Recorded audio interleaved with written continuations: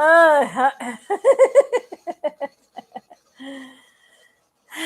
hi there, everybody. Wasn't that crazy over there? I think I get used to talking with these. Look, I got teeth. A full amount of teeth. My mouth's not used to having all these teeth now. Wow, what the few days it has been.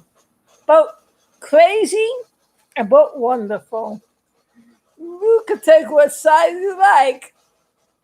I'm going to talk to you about the wonderful. Okay, we had a hurricane on our way, but praise the Lord, the Lord pushed it off the bay and the sea on our way. The Mars rover blasted off successful. The astronauts came home. Successful splashdown day. I would say, happy splashdown, happy splashdown, happy splashdown day. Everybody say, hey, hip hip hooray! Bob and Doug are home today. I didn't get a chance to do it yesterday because I was busy tracking and looking at the astronauts. I'm going to try to put together a little video on that. That's in the works. And then today, I got to see. I'm still getting used to talking with him. I may sound a little funny. It needs getting used to, but I got to see. This is the way I used to look. See? Oh, hello. How you doing? I miss all of you. We were hurricaning around and astronauting off. But one thing I would say is the boys are back home, and that's great. I've been working on this is a body of him. I guess if you're a rocket fire person, you'll know who this is. Earl. A new Earl puppet for a friend Aaron told me to do. And I've been working on the head. So I've been doing a hurricane. I'm trying to finish this Earl puppet. And I'm making it with the mouth movement, as you can see. The mouth movement. And I'm working on the eye movement. And we'll have its eyebrows doing the up and down. And I've been putting them together. So I still got to work a lot on them. Actually, his eye's supposed to go down here. And his nose comes out a little more. But when I get them together, he's going to look good. This will give you an idea what it will look like. It's not finished yet, so I'll show it. I'm still working on. Hi, Aaron. If you're seeing this video, this is how I'm going to come through. I got a few more things to do. Put the eyes, the mouth, and everything together, and he'll be ready to go. Yep, it's fun to have a friend like that. Well, that's what I've been doing. But I've been celebrating because, yay, the hurricane didn't bother us. But I do pray for those that the hurricane's hitting right now in Carolinas and Virginia area and up the northern coast of America. I just hope this hurricane will die and nobody gets hurt. And I hope people are smart and they get out of the way. Now I'm going to see what people were saying because I see a lot of people are on here. Chuck E. Cheese said hi. Oh, alu. I guess that means hi in Spanish. Yeah. Hi. I say I'm looking at the hurricane is hitting me tomorrow. Oh, that's Kristen, the Chuck E. Cheese fan. Be careful.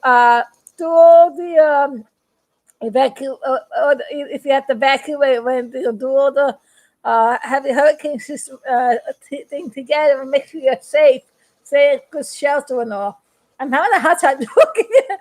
Please forgive me. I got these feet. I'm getting used to them, but I pray that you'll be okay during the hurricane. There'll be no loss of lives, and everything will be fine, and nothing will get ruined, and you'll have a good property. You'll probably be okay.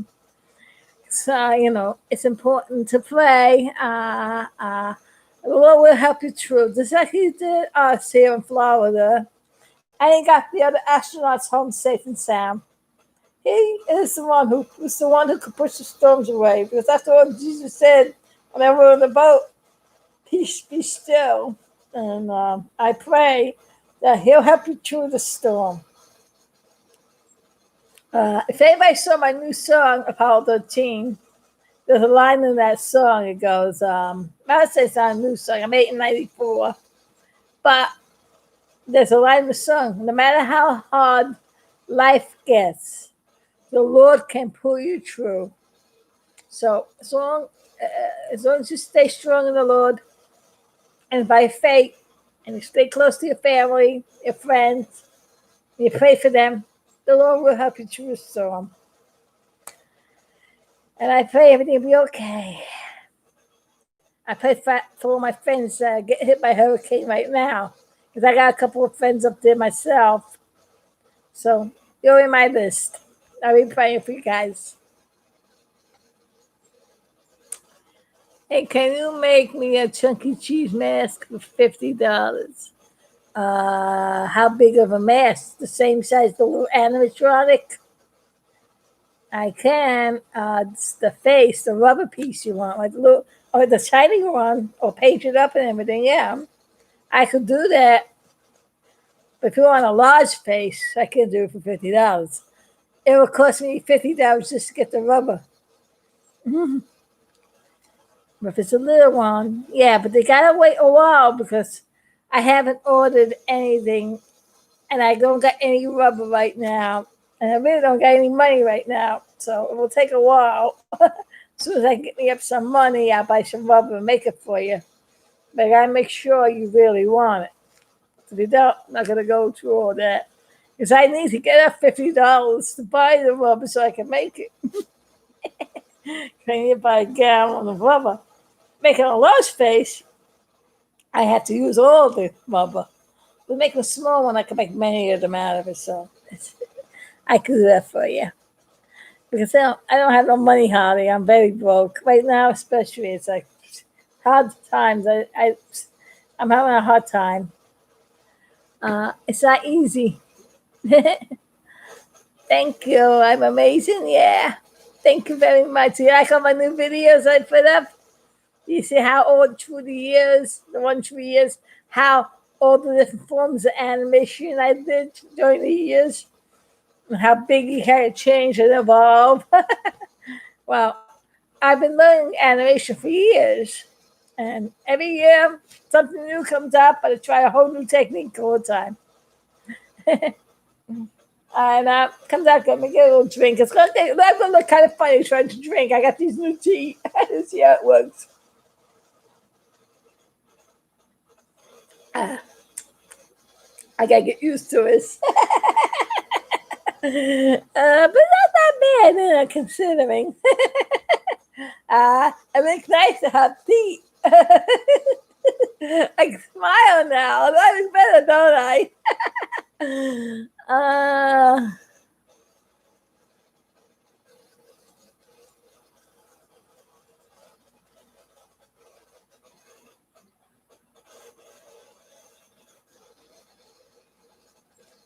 Same as I always say. Yeah, I can do this. I'm checking everything out. What you said. I like some of. I like the I like the same you made in your videos. Just make it small or medium. I'm going to make it the same size as the doll. I'm not making another mold.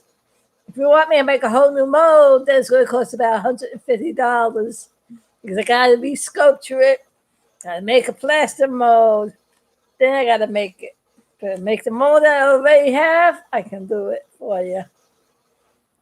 Because it does cost money to make a new mold. And I don't think I want to make another mold of Chunky Cheese because I don't make Chunky Cheese dolls. I just do for you. Whatever I have, that's what I got. If you want more because plus I got the mask is $50 plus shipping and handling now.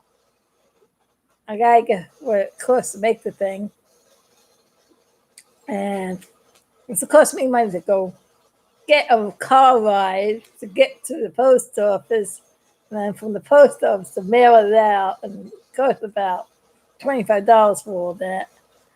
I don't have my own car, so it costs money. So it'll be $50 for the mask and $25 for shipping and handling. That'd be like $75. So that's what the mask would cost if you were on it. It'd be all painted up and everything. And I even put the plush on the face if you want. Or I will paint the face, whatever way you want it. I usually put the gray plush on the face, on the top part of the forehead. Now, if you want the rest of the face all around and the head, then I got to charge you $60 for it. Plus the shipping and handling, $25. So you think of the price, okay?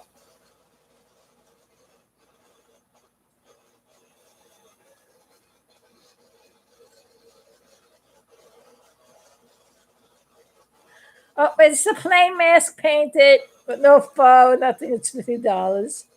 And then the shipping and handling, I make $25. If it gets a little cheaper, then I'll make it cheaper. I'll have to see, okay? If somebody drives me back and forth and don't cost me the transportation, then I will give it to you for the $50 plus whatever the postage is, which is probably maybe $10. So it'll be like $60. Oh.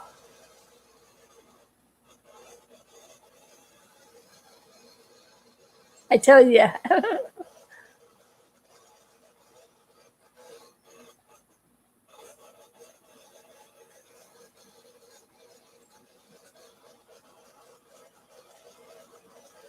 Is it more expensive painted? No. I maybe $5 extra for the paint job. Okay, good. No problem. If you want that in to make it to $5, so you can make the clothes, the pattern. The pattern will be a layout of how the wires, and then you just follow the 5-part audio animatronic video I have on YouTube. And you can make your very own. And I'll show you how to make the whole doll.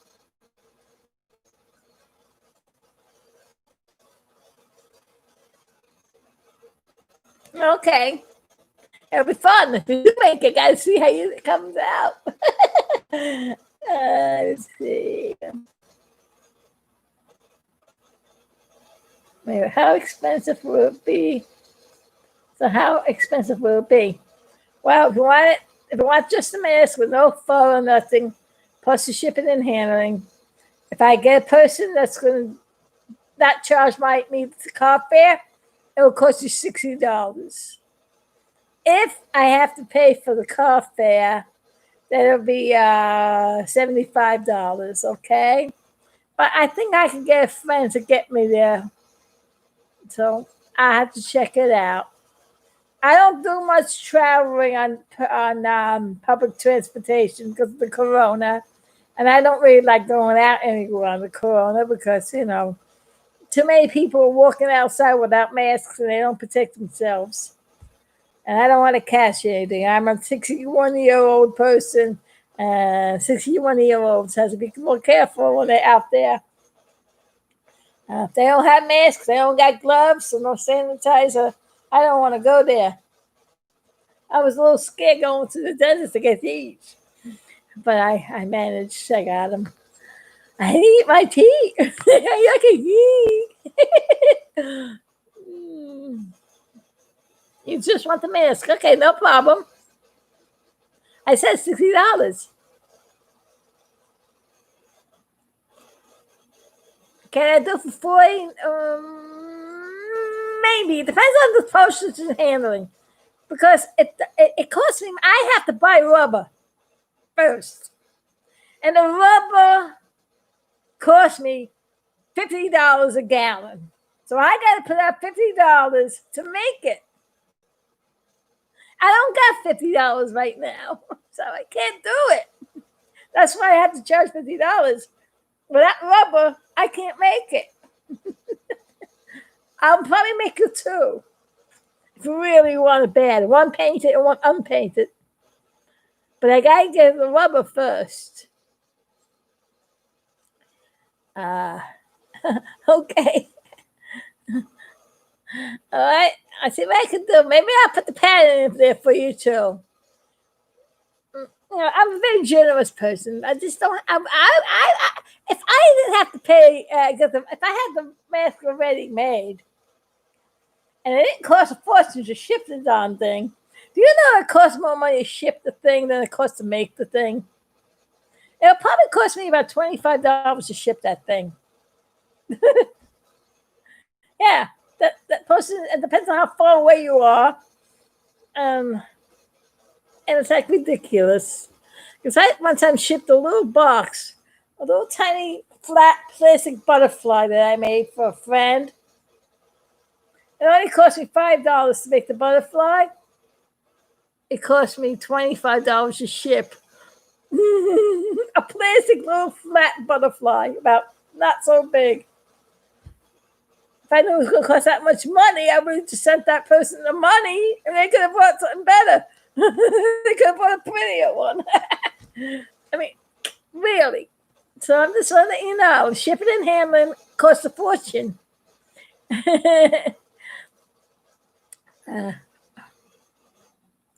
If I get it cheaper, then I'll let you know. When I'm in the process of making the thing, if it costs me less, then I'll charge you less. And I'll give you back whatever the money is. Or I'll give you something extra, like whatever else you want. I'll make a 2 masks for you. I'll give you the pattern, the diagram, how to make it. Follow my video, you can make the very same one. You just need to buy the little small servo motors. They're anywhere between, you can probably get them for like maybe $6 to $25 each, depending on where you buy them. But the real good ones are $25. And then, then you got all wire extensions and the sticks and the clay. The fabric is what costs a lot of money too. Plus, fabric costs about $20 a yard. You don't get much out of that. And I think it went up sometimes. Some places they sell for $25. That's if you can find the color you're looking for. It's hard to find it. You got to search store and store. It takes a lot of money to search store and store. And stores don't want stores anymore. I can't find anything anymore. And you look online, you buy something online, you have to pay for the shipping and handling too. Item could be $5 you're buying, but you have to order $100 worth of stuff to get the shipping and handling free. Or you gotta pay the shipping and handling, and a $5 item could cost you $30. It's like ridiculous. I know. So I sometimes it pays for me to order a whole lot of stuff when I'm ordering something from someplace because I get the free shipping. But I don't got money right now to do that. I have to get some rubber. I gotta get some servos. I got a broken TV that needs to get fixed. Broken air conditioner. My air conditioner died. And everything's breaking down. Then I got no money. What am I gonna do? I barely had the supplies to work on this thing. I had scrap plush and stuff left over. I didn't even go out to buy stuff. I would love to buy something else I can use to make it better, but I got to use what I got. And that's hard times. I'm sure everybody's struggling right now. And there's some stores that don't have nothing. I haven't went to since March, I haven't went to a store. I don't know what Walmart looks like anymore, what the Dollar Tree looks like anymore, or Thrifty Mart looks like where I buy my food. I ask people to pick things up for me and as I go shopping. That's how I get my stuff. But good thing I'm a survivor. I was saving food for hurricane preparation, And I always stocked things in my house when the was abundant. I had the money. Good thing I did that because I was ahead of the game during this Corona thing. Because that read the Book of Revelation, and I know in the last days, and know we're coming soon. I have to prepare and make sure I have stock because there's going to come a time there'll be a food shortage. We got to get ourselves ready. Not only be prepared for coronaviruses and hurricanes, but whatever else comes our way. It's all because of God trying to turn people back to Him. America was blessed because it was one nation under God, but everybody's pushing God out of everything, and it's angering God, especially the death of 60 million unborn innocent babies being ripped apart limb by limb, alive in the womb. That's angering God right now. Of course, there's going to be a coronavirus. It started in China. China was a one child thing they got going. What do you think they do with all the babies they don't want? They abort them, of course, or they leave them out to starve to death. There are places that if they don't fund abortion, they'll let children starve. This is angering the Lord. The poor innocent kids are suffering. And the Lord does not like that. Every human being is precious in His sight. Every baby, every human on this planet means a lot to the Lord because He designed it. Just like I design and make my animations. I mean, picture this way. Picture me being God, the creator. Now I'm just saying that. And I'm the creator of, say, I made these things back here.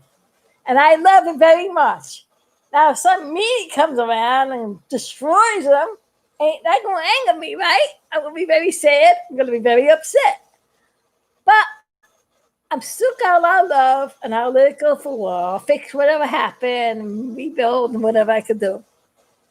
But if that keeps on happening, every time I make another one, and somebody else comes around and destroys another project, I'm going to get even more angrier and more angry. And now, still with the love that God has, He suffers long. But there's going to come a time when the Lord's going to say, enough is enough. I'm coming back. I gave everybody a warning to stop doing that. But they're not listening. I send hurricanes. I send this little virus. At first it started as a little wave as a warning.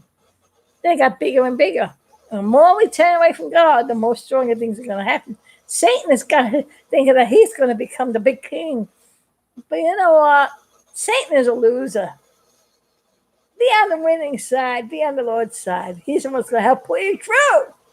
Yeah, just like He did with Apollo 13. And the astronauts that came home during the storm. I believe, because I prayed the storm, I prayed the storm to go into the sea. Because the astronauts were coming home, and the Lord cares for the sanctity of life. Those two people are very precious to the Lord. So He pushed the storm out to make sure they came home safe. And that pinpoint perfect splashdown. Everything went beautiful. The water was calm. Can you imagine a hurricane happening during that time as they try to splash down in the spots because the storm was going all which ways? I believe that's why the storm was pushed into sea, so they can come home and protect the land. And there's a lot of people here in Florida that pray to the Lord and also care for the sanctity of life. And God honors that. The sanctity of life, saving the astronauts coming back home, make sure they get home safe. NASA's very good at that. And SpaceX is very good at that. Safety is first, they always say. We want to make sure our astronauts are safe before we do anything. That's why when they came down, before they let the astronauts out of the capsule, they had to check to make sure there was no deadly fumes from the exhaust. Of course, those boaters didn't know that, and they came too close. They have to keep a Coast Guard and keep those guys away because, that if they get that fumes, they could get sick. I mean, people do some crazy things in the world. You gotta be careful, It's for your own good. That's why people put laws in place so people be safe.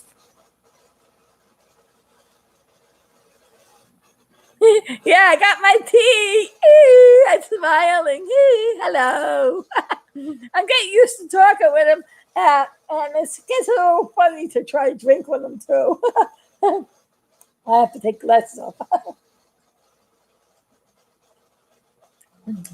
But I'll get used to it. I didn't do the chewing part yet. I'm thinking about it. These are peanuts. So I'm going to see if I can chew them. I'll do that later. Because once I chew them, I got to take the out, clean them off. And I still want to get used to my mouth first. And my mouth feels different. Feels like it's weird for a while, So I get used to it. I got the top ones. And I got the bottom ones here. So I got two. And it's like, hoo-ah, hoo-ah.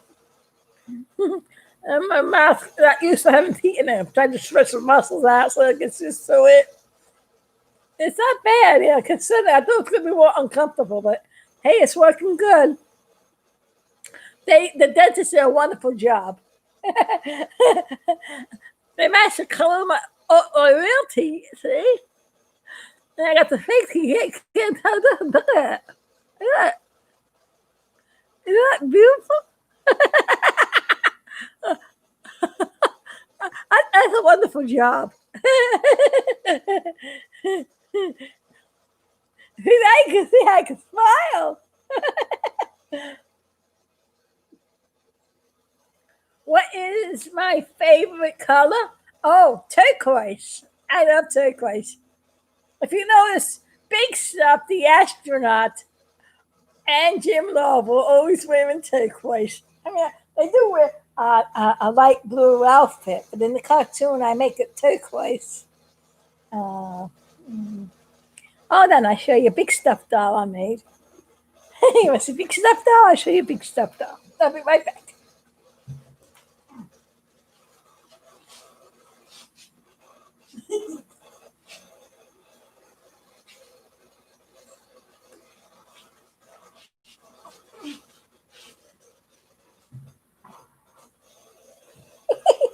And also, I tell you, show you something funny too.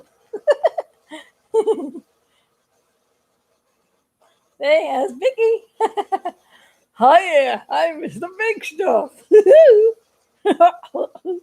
Oh, see, I got my nose and I got my expression. What you got your expression there? I got hair. And he was turquoise. When I was working in the toy factory, when I was in New York, I was making stuffed animals. And when the 25th anniversary of my cartoon came out, and I did the 25th anniversary movie, that Apollo 13 movie, which did not come out on the right day. They released it in March. Oh, it should have been released in April, don't you think? They're way off on that. Even the date they released the movie. But that's Hollywood, as Jim would say. Well, that's Hollywood for you. That's Jim's word, by the way. That's his response to that movie. Well, that's Hollywood. His other response was, that's not me. Well, that's Hollywood. You want to know Hayes' response? He didn't even talk. He was speechless when I saw him. For one, he realized I was the one who made the cartoon that I gave him. And of course, I made the cartoon in 94 to get ready for 95. That's what I song I uploaded. Apollo 13. Apollo 13. Welcome home again. Apollo 13. Apollo 13. Treat tight, cold, weary man. I was making the movie in 94 to get ready for the 95 for the 25th anniversary. I sent a copy of the cartoon to Fred Hayes because I didn't see him in person at that time. And he liked it. He wrote back, he got the video. And I didn't know if he liked it or not. When I moved here to Florida 20 years ago, I found out Fred Hayes was going to do a public speech. I immediately ran to where he was having it. And I had half an hour with Fred Hayes. I got to talk to him and everything. And I told him, you may not remember me, But I'm the one who made the animated cartoon Apollo 13, The Legacy Lives Under. I sent you. And he was like, happy. He's like, oh, you're the one. And I tell him, I wish I had more pictures of you guys so I can make better cartoons. I want to do a Journey into the Odyssey, which I'm working on now. I want to get that movie I've been wanting to do since 1970. I wanted to be the first one to make a motion picture of Apollo 13.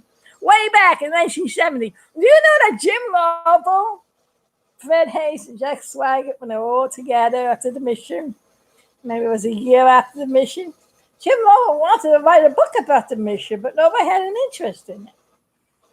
I wish he would have wrote the book Lost Moon way back then. I would have had the information, and I would have been the one to do the movie because nobody else cared about the guys. I was the only one from 50 years that made cartoons on them and talked about them all the time. There wasn't a day that didn't go by that my boys weren't talked about. No son, of course, in this picture. And the funniest thing, I got this picture in a dentist's office 50 years ago. And now, look at me, I got teeth. An astronaut came home the day before I got the teeth. Figure that one out. Ain't that funny? See, the Lord works in the most funniest ways. Now, I want to tell you something funny. How many people like SpongeBob? SpongeBob SquarePants. Now, if you saw my Big Stuff cartoons, for 50 years, I've been doing funny cartoons of Big Stuff. And if you notice, if you follow them along, Big Stuff, Jack Swigert, always gets the bad end of things. He either gets stuck on one of Jim's inventions, or he gets tossed all around the unseen world, or somebody falls on top of his head. You know, something funny happens to Swigert, doesn't it? He's always getting the endurance test. That's the reason why I do that funny stuff. He gets the moon on top of him, the moon's falling on him, planets falling on him. Now, in SpongeBob SquarePants, there's a character called Squidward. This is a Squidward I made. Because I wanted to do something funny. Biggie is Squiggly. Do they have something in common? Doesn't he always get the bad end of things in the cartoons? And so does Big Stuff. But there's a difference between these two cartoons. Biggie gets funny things happening to him, nothing to really hurt him terribly. Poor Squidward. They're not so nice on him, are they? They burn him up, they cut him up. When they do this poor octopus, it's maybe he's still alive. But Biggie, you know, he gets funny things happen to him. Wouldn't it be funny if I do a cartoon, Biggie and Squiggly? I was thinking about that as a joke. And maybe later on. So I think in the future to look forward to, right? Biggie and Squiggly. Hey, Biggie, can I go into your movie? I really think we do. Those people hurt me. Hey, Squidward, you caught me. Oh, whoa. Phew, couldn't get that octopus off me. I'm sorry. I just wanted to hug you. You know about social distancing. We shouldn't be together. Oh, that's right. I'm sorry. I better go in the water and get cleaned. Oh, well, I guess that's okay. He's always in the water. I hope I didn't get caught with this virus now. Oh, I don't want to have any quarantine like that. That's too long.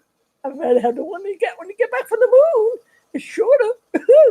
Wow, is that something? The quarantine from the moon is shorter than the quarantine from this virus. When are we ever going to get back to being ourselves? We couldn't even celebrate our 50th anniversary because of the virus.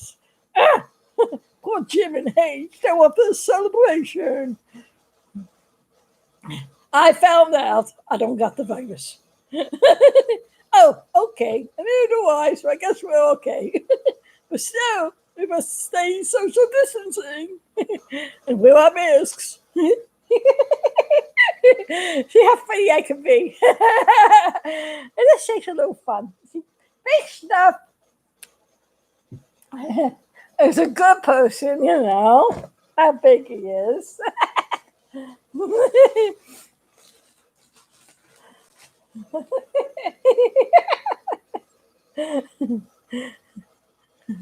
He learned to wear a mask. Now I'm social distancing. Oh, you like my mask? I got me on it.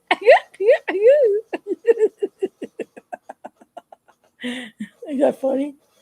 See, maybe we have to wear these shiny masks. Why we make fun with them? Let's decorate them, put our favorite stuff on it. You could draw Chuck E. Cheese, you could put Billy Bob. Let's get some white masks and have fun. That's what I did. Kind of weird to think about to have fun, right? What did you say? Oh boy. Sometimes it's hard to talk, I know. Okay, Biggie. See you later.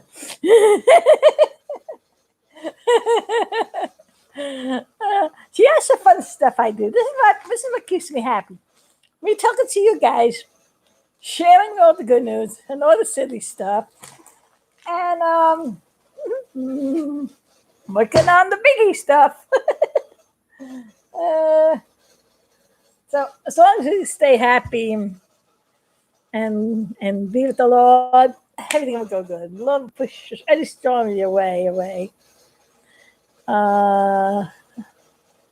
Thank you. Congratulations, my new teeth. Yeah, thank you. I am better. I look better. I know. Yeah. It still needs to get used to it, but it's fun. I think I was in the pool a little too much. I think I got a little too much sun. Oh, that rhymes. Well, I just went on just to show you my tea and to have some fun. What's my favorite color? I tell you, turquoise, yeah. I love that you do live stream now. Oh, thank you. You like my live streaming? Yeah, it's fun, isn't it?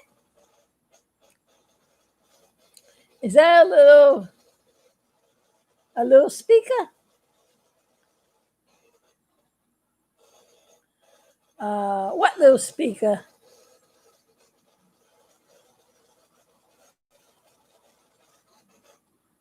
I have no idea what you mean by little speaker. Explain. SKYYRG. I can't read what you said. How you pronounce it? Skyog.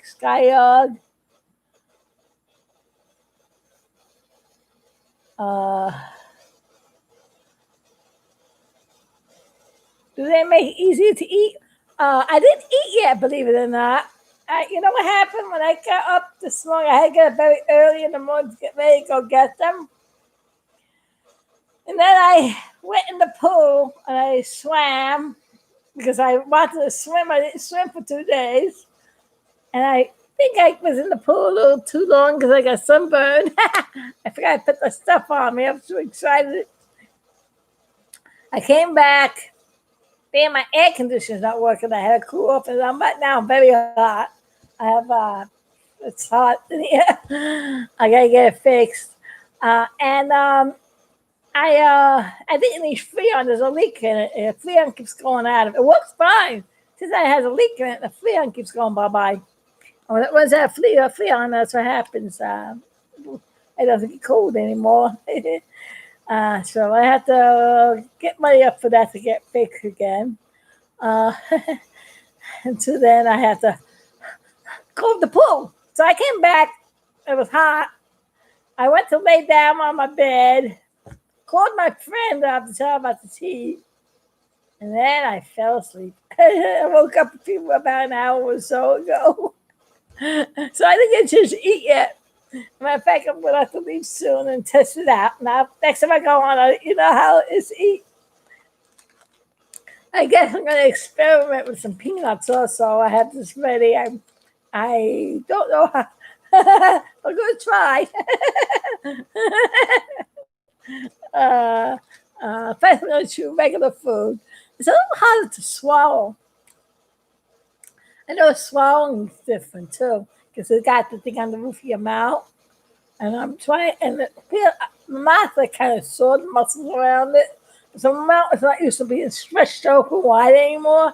So my jaw is trying to get used to being a full set of teeth. My mouth before, I looked like a bulldog. I had the teeth going up my nose like this because there was no teeth on the top. So my bottom teeth, these teeth over here, the front teeth, all the way up here all the time. So my mouth was resting closed. Now it's got to get used to being open normally. So I'm getting all my muscles have to be excuse me. It's gonna take a while, but I guess after a while all this will work out. So, all I know is that they did a good job. They're pretty comfortable. They fit real good and they look real good.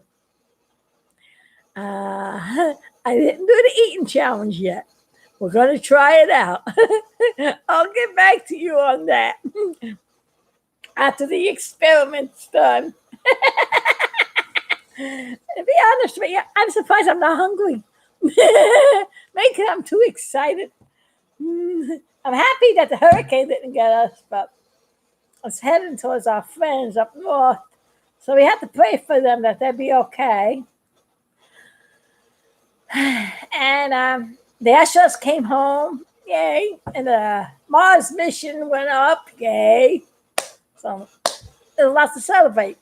Cheating astronauts. And that's how the big story started. Cheating astronauts. And that's so funny. I don't know. The Lord's got a sense of humor, don't you think? I mean, when I was a little 11-year-old kid, after the Apollo 13 mission, I wanted to make cartoons on the Apollo 13 astronauts. Because I already had cartoons on the Apollo 11 astronauts. I'm sure Aldrin and Collins. And I said, I want to make cartoons of these other three astronauts to go along with them. But I didn't have any pictures on them. After the mission was over, before the splashdown day, I was getting a toothache. And I had a cavity that had to be filled. My father said, going to the desert. I said, no, I want to see the astronauts. When the astronauts did the thing, I was glued to the TV 24/7, especially them. And I didn't want to miss nothing. And I kept seeing all the repeats over and over. I was there. I had my Tang.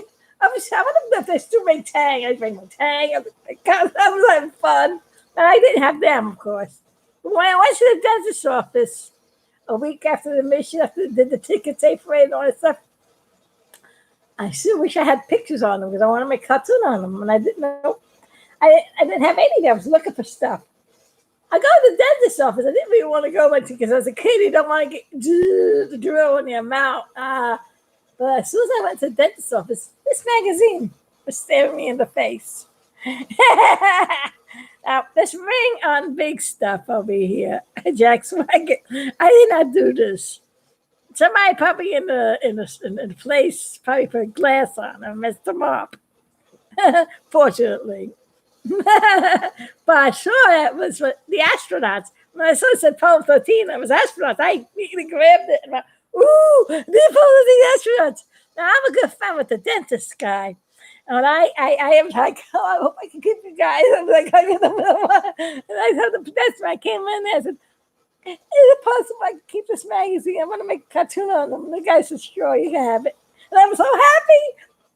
Going to the dentist was not painful then. I got my picture. I didn't make my cartoon. Got my tooth fixed. No more pain.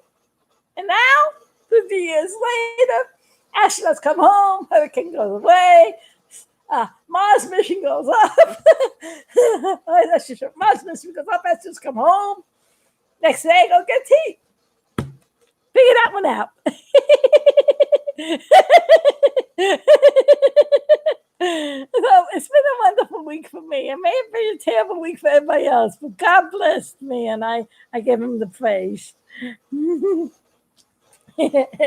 And praise the Lord, it didn't hit us here. I just pray that if any of you are in the area, like my friend over there that just talked, told me, I just pray that they'll be okay tonight.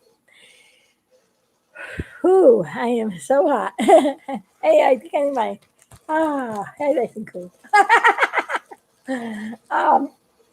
So I just here to say hi, and they make me look younger. Yeah, it does, doesn't it? I look like a kid again. Oh, me living my childhood, Mr. Big Stuff. I was 11 years old when I got this. And now I'm 61. I got these. You go figure. Dentist teeth. I first came from a dentist. Only the Lord could do those funny things.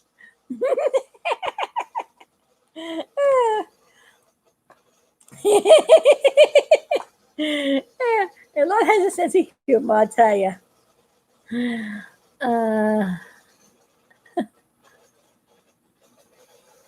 It really does. Splash? You call yourself Splash? You call yourself Splash because I'm have a splash up, have a splash up, have a splash someday. Everybody say hey, hip hip hooray! Bob and Doug are down today, even though we had a hurricane on the way. I gotta make a new song about that. I'm gonna be working on that. About Bob and Doug coming home with the splash down, with the boys looking at it, singing the song. I welcome Bob and Doug back home again. Show them the mission. I gotta work on that. That's not working. I have to do that, right? It fits, huh? I look forward to that. And look, there's another. I don't know if I mentioned Swacket. Did I mention the story Swacket? If you don't know what it is, and I didn't mention it yet, there is a 1970s story of my early Big Stuff cartoon, like The Unseen World, Spidey the Fish in the Unseen World, with Embryo playing a funny joke on Mr. Big Stuff. And you know what? I found out later on there was a real photograph, and that really did happen. I did not know. I laughed. You know, Embryo, he was always up to doing something with Biggie.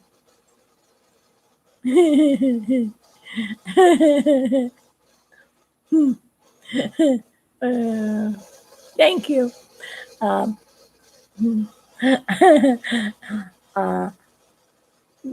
Big Stuff said to Embryo one day, I'll tell you the story part of it.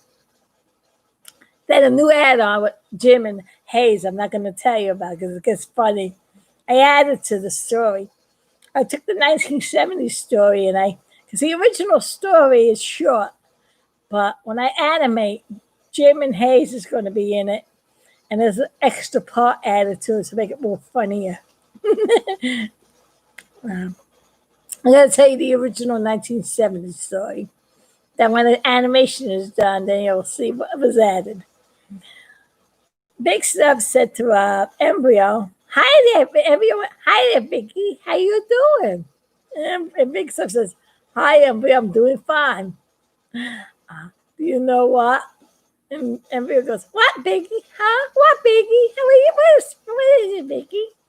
Well, I know you call me Biggie, and people call me Big Stuff because I was the biggest astronaut in the Apollo team. They nicknamed me Big Jack because my real first name was Jack. "Oh, your name was Jack?" "Yep, my real name is Jack." "Oh, hi there, Jack Big Stuff." No. Not Jack Big Stuff. My real name is Jack Swaggart. Swaggart? No, not Swaggart. Swaggart. Oh, Swaggart! No, no, no, no, no. Swag it. Swack it. Hi, Jack. Swack it. Oh, but I should have never told him my real name, huh? I should have kept it Biggie. No, my real name is Jack Swaggit. That's right, Swaggit. Oh, but this is going to go on forever, isn't it, Embryo? Just call me Biggie, okay? Swaggit. So when Biggie wasn't looking, Embryo wrote with sticky tang fingers, swacking on a piece of paper. Swack it.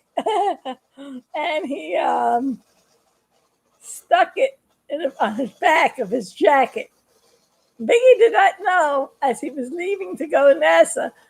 Embryo came up to Biggie and said, "Hey, Biggie, before you go, swack it." Embryo, as I find a little big note that he swacked the sign on his jacket. So he's going to NASA and he got a sign on his back saying "Swack it." So you know what that's leading. He goes to NASA and everybody sees him, they laughing. So they swack it and they keep hitting him. And you go, "What are you doing? What's going on?" His wife getting hit all day long. And Embryo's laughing because he's looking at them. Because he fell on an interview. And Embryo was looking at the TV at home laughing. Everybody hitting Jack. "Will you stop hitting me? Why does everybody hit me?" And Jim and Hayes realized that there's a sign on his back called "Swack it."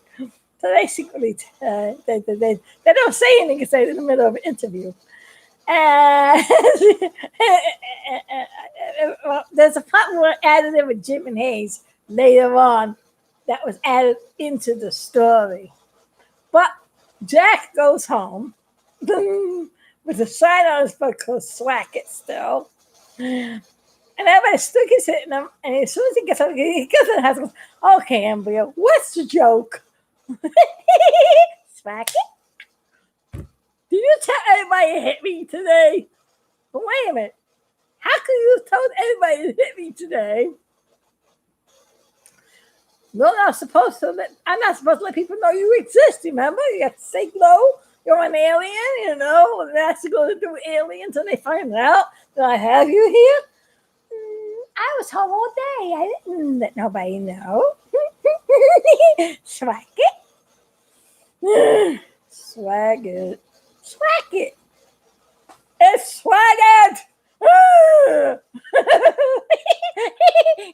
No, swag it.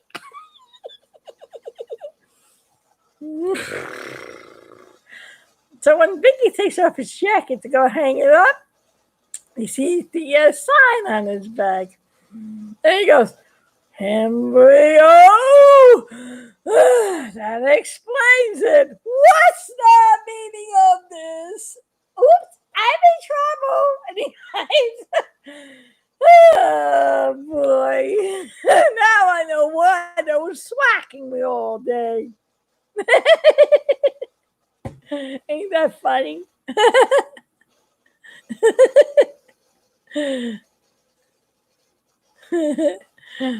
Well, that was one of the early stories. That was part of the big stuff in Embryo show. Swag it jacket. Let me get a swag it jacket. Jack swag it jacket. Should be a good item, huh? The swag it jacket.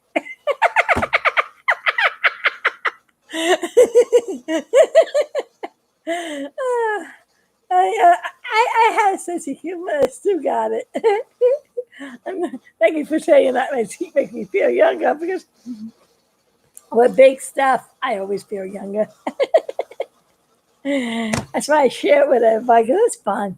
We need some fun stuff in our lives, right? We need some more big stuff and fun stuff. Don't we all do? I think so. Biggie over there. And Hazy over there. I got my dyslexia mixed up. Biggie over there, Jimmy over there, and Hazy over there. You know, the computer was backwards. When I look forward to it, I mixed up. Which you know what I mean. Uh, where do you get your fake fur to make your animatronics? Nice tea, by the way. Oh, thank you. Oh, all this fake fur that I got. I used to work in a toy factory. Uh, and years and years ago, see, I wanted to make big stuffed dolls in the toy factory. This is one of my original prototypes of a big stuffed doll. When I was doing the 25th anniversary. It was about 25 years ago. And the boss in the factory was very wonderful to me. When they cut toys out and all, and they had leftover scraps of fabric, he let me take any fabric I wanted. They used to give me bags of fabric, bags and bags of fabric. I took it all home, and I have still some left after 25 years. But it is kind of depleting now. I need to get more. I'm running out of certain colors. So most of the fabric came from when I was working. Praise the Lord that you have fabric, because if I didn't have all that fabric, I wouldn't have been able to make all those animatronics. Because you know the price of fabric today? Just a small little piece of plush fabric sells at $25. It's not even enough to make a doll like this. I mean, a little piece of a yard. And this takes about a yard and a half to make this, and then the other color about maybe half a yard. You know, you need to buy it by. It was expensive to buy it now. I'm so glad that I had a nice boss. Now I had another toy company that used to send me fabric also, but they went out of business now. And all the fabric mills were not. And then if there was a fabric store, it used to be Hancock Fabrics that was here here in Florida where I could have bought fabric from, but they closed down because they couldn't get fabric anymore. And Walmart on Halloween sometimes stores some plush, but they only store gray and black and brown and other colors they don't. So I'm having a hard time finding fabric. By the way, I need to find some more yellow fabric like this so I can make these dolls for Aaron. I'm making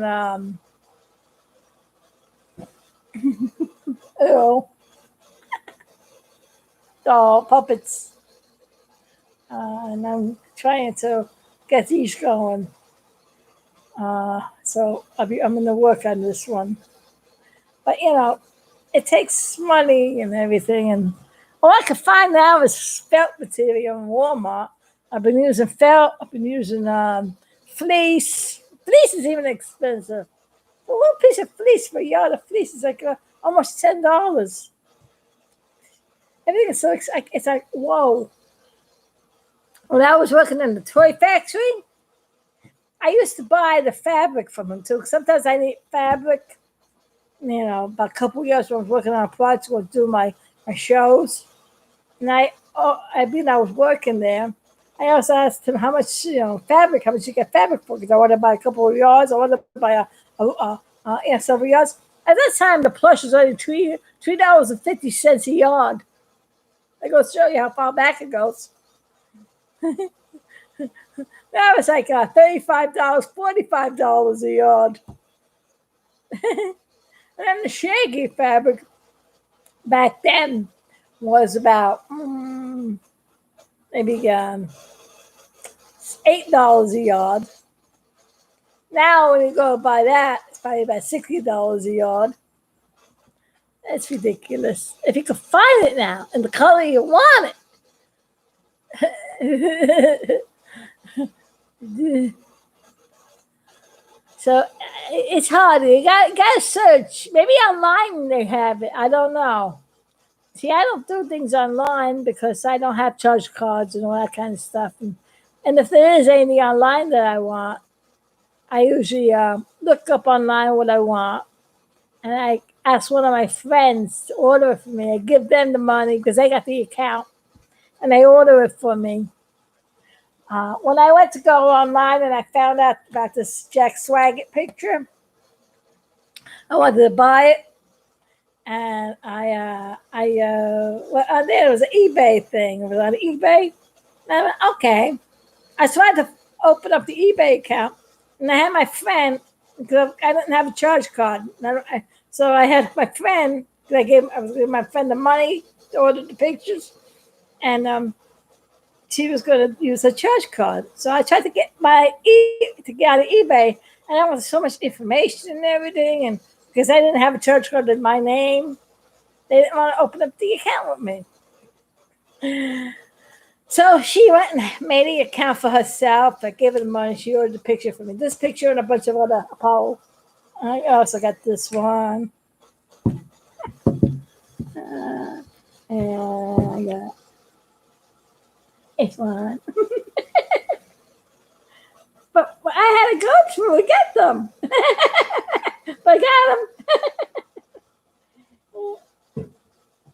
I wanted some new pictures for the 50th year jubilee.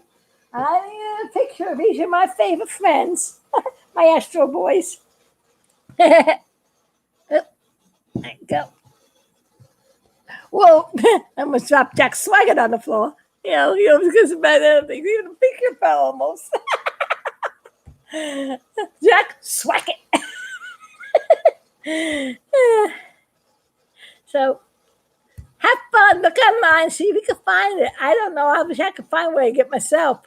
I can show you. If you can figure out where to get this stuff, let me know because I need to know. Because I tell you, it's hard. You got to shop. You got to go search.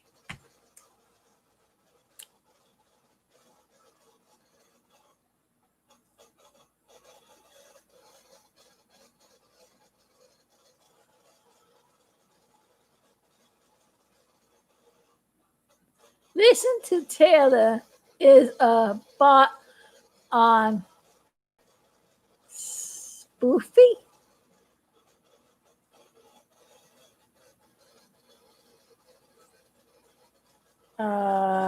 You know, cows.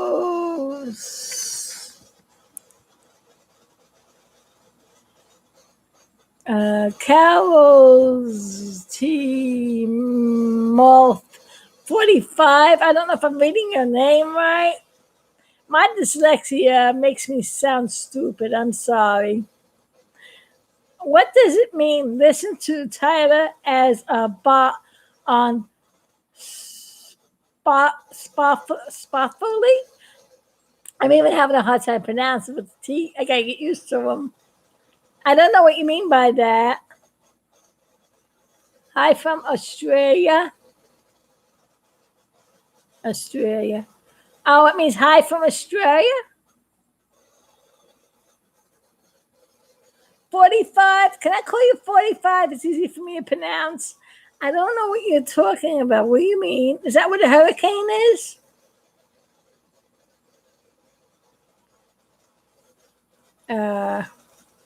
I mean, Jubilee, where do you get my fake fun? I said that already. Okay. It really, oh yeah, great. Your name is Splash. Nice. I'm reading some stuff. I'm sorry.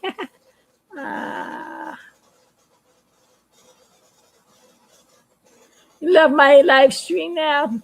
HB. Oh. Okay. All of you guys are wonderful. Thank you very much. Thank you for enjoying my smile. I'm sorry, I had to see some of the words. I had to like move the computer around so I could see it. You get the eyes don't work like they used to see yet. Fake eyes, fake teeth. What are you gonna do? Like some fake ears?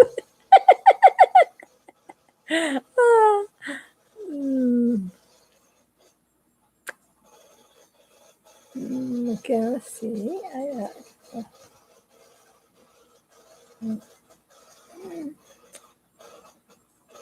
I'm just reading some stuff. Do they make it easy to eat? I didn't eat yet. I'm gonna eat after I get offline and check it out. Hesitant to try. I'm having a hard time swallowing. That's the problem. I don't hope it. I feel like I could go to swallow them. I still got that weird feeling in my mouth. Like weird.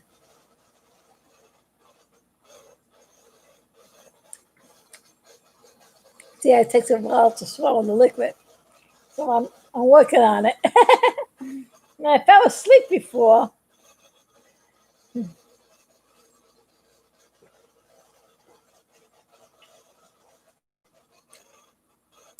I'm getting used to it. I'm learning how I'm drinking right now. I'm like a little baby. Gotta learn all over again. How to talk right. It's making it a little hard to talking though a little bit. I gotta get used to it. I just got it today, the tea. So I'm working on it.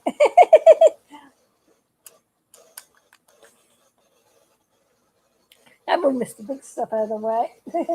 I don't want my drink to spill. I got plush over it. Yeah, plush guy. I'm gonna put him over here. That's the big stuff. Stay over there. Okay.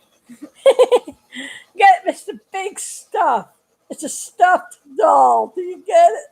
Big stuff. And stuff them. Isn't that funny? And I work in a plush toy factory where you make stuffed animals. That's even funny, ain't it? I used to work in a plush toy factory where I made stuffed animals. And this guy was called Mr. Big Stuff. So it's funny. That's not a funny thing.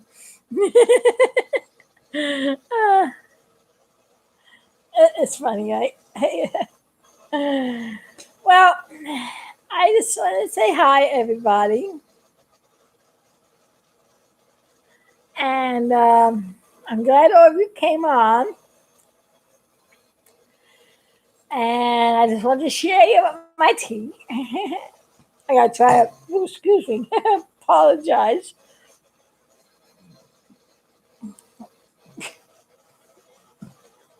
I had belch a little bit. I guess my stomach wants some food. I gotta try to see if I could eat something with these.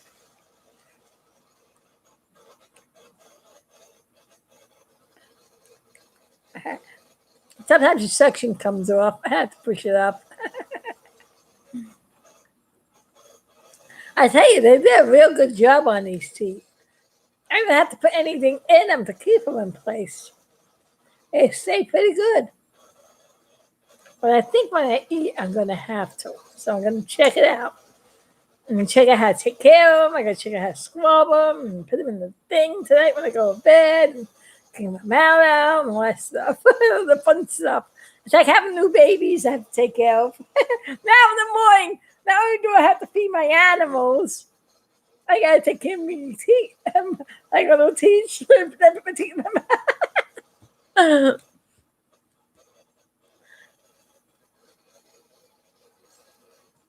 Peaceful Puffs. Will you be making any more rocket fire bears? I love your beach bear you made. Oh, yeah, if Aaron sells this, but I had to take back some of the stuff because it didn't sell. Which beach bear? The little stuffed doll or the puppet one? It's still available. If you want it, Aaron has to sell it. I know it's expensive, but because don't forget, it's not my copyright toy. I gotta give him half the profit. The copyright costs a lot of money to get the license. So that's why the toys are expensive. I can't make them any cheaper if it's somebody else's item.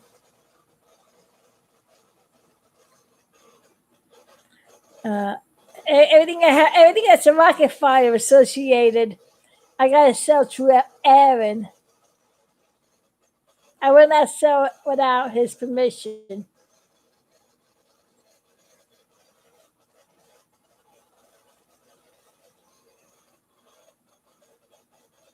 Oh, thank you. Like my tutorials? Great. I was trying to show you how to make your own so you can do it yourself.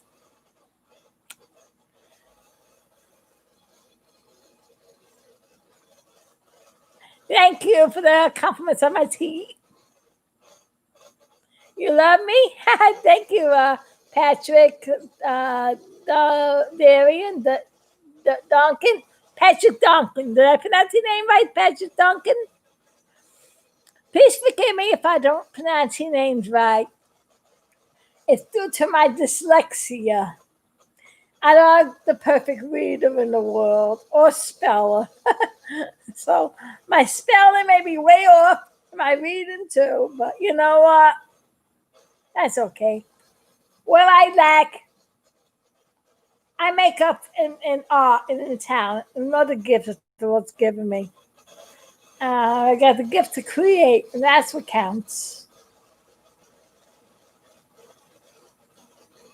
Yeah. Thank you. I got it right, Patrick. Okay. And Gabriel, Romeo, Junior. I like the purple hearts. You love me? Yeah. Thank you. I love you too. You're my best fans. Actually, you guys helping me through this coronavirus because I don't know if you heard my earlier story about me and my family and my boyfriend. See my boyfriend Barry over here? That was my boyfriend. He was my fiance. But fortunately, before we were planning, we were together for 7 years, and we were planning to get married after he finished his job. He used to work in New York on the subway system, selling the tokens to go on the train. And he only had 2 more years, and then he was going to get his pension, and we were going to get married, and we were going to live here in Florida. Because he too, just like he likes the astronauts. He also lives my biggest big stuff supporter. He loved my cartoon. And it was him who arranged it that I was able to meet Jim Lovell in person in New York when he had the book signing for the Lost Moon, when he had a conference. See, I couldn't afford to go to the conference they had there. It was like $200, $300 to go there for the conference.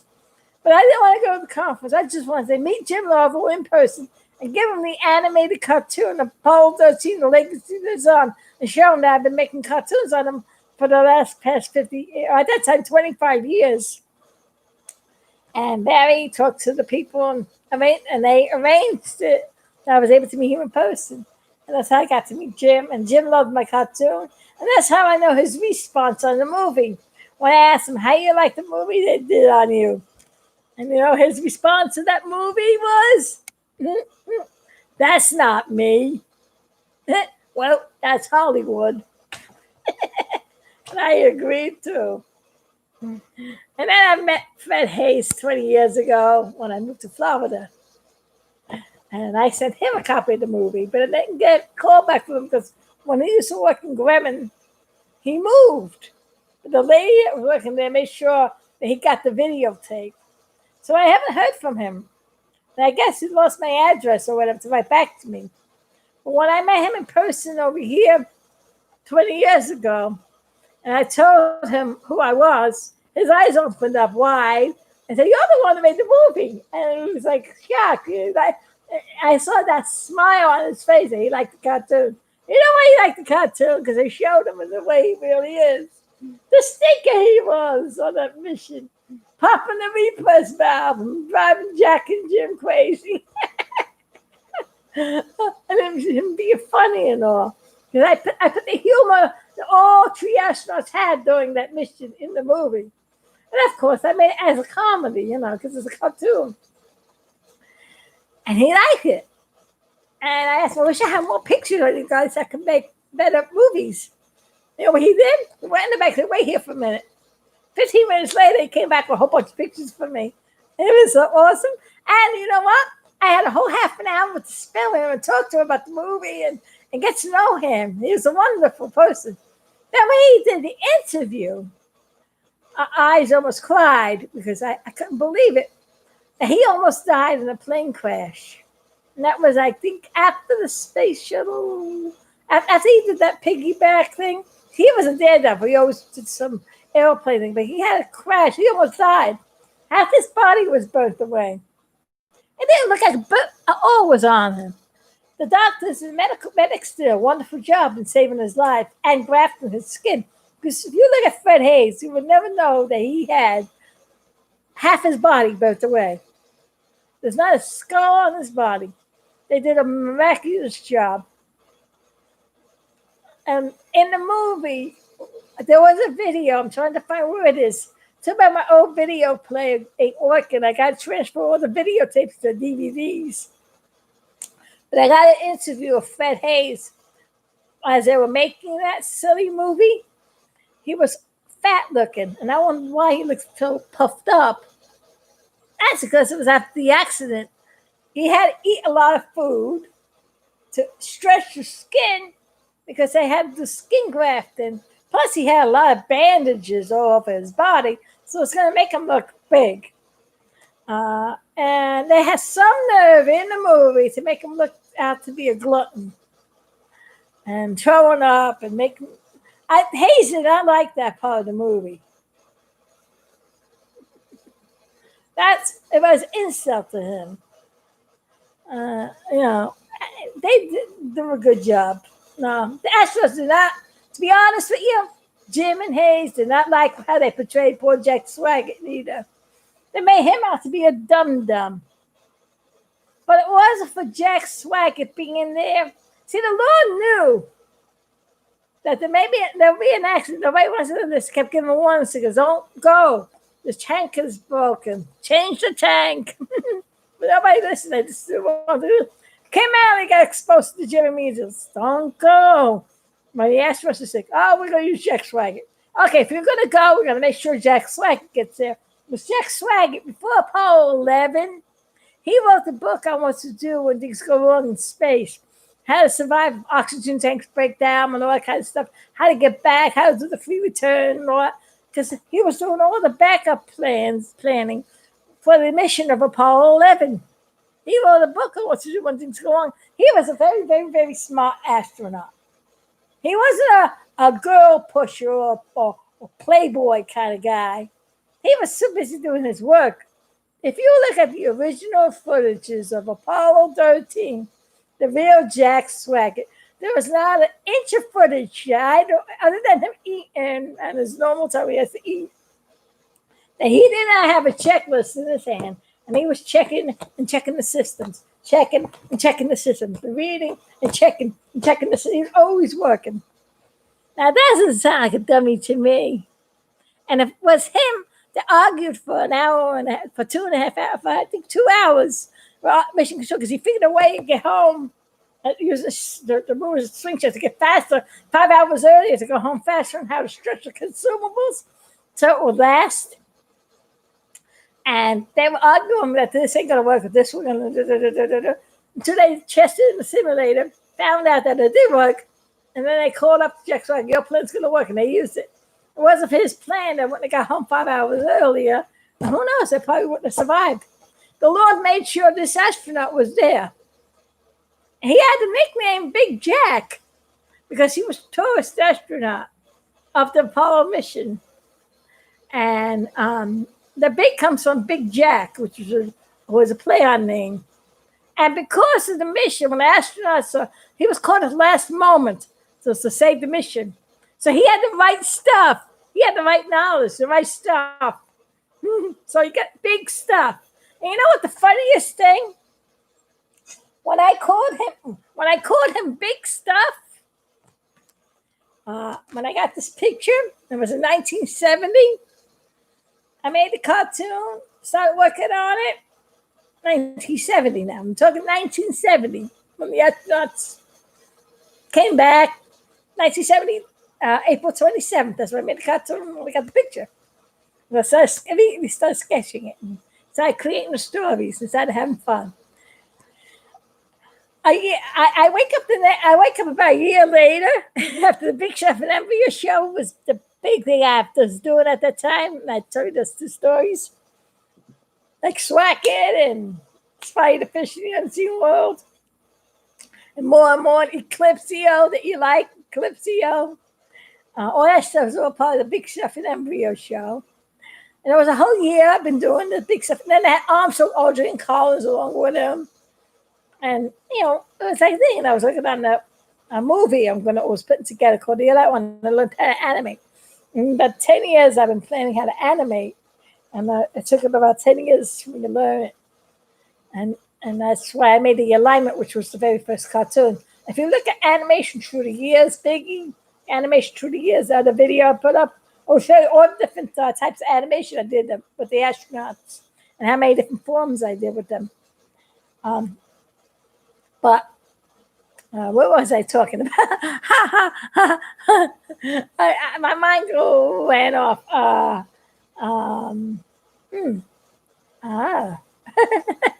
forgot what I was talking about. Can somebody tell me what I was talking about? I lost the train on another planet.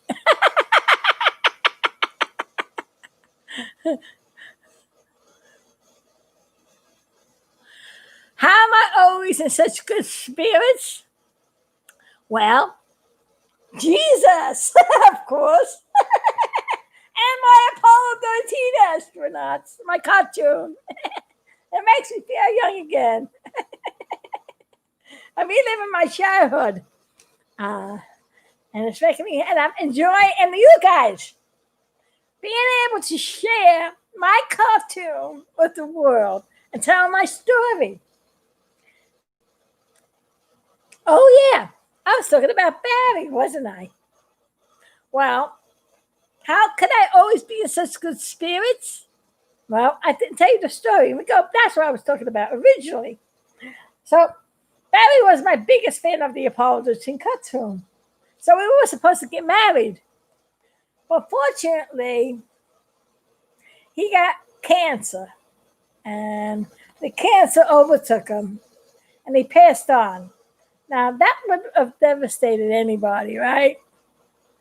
Yeah, I was very sad at that because, you know, he loved the astronauts. We were supposed to move to Florida, live where I'm living right now, where we can see your astronauts go up into space.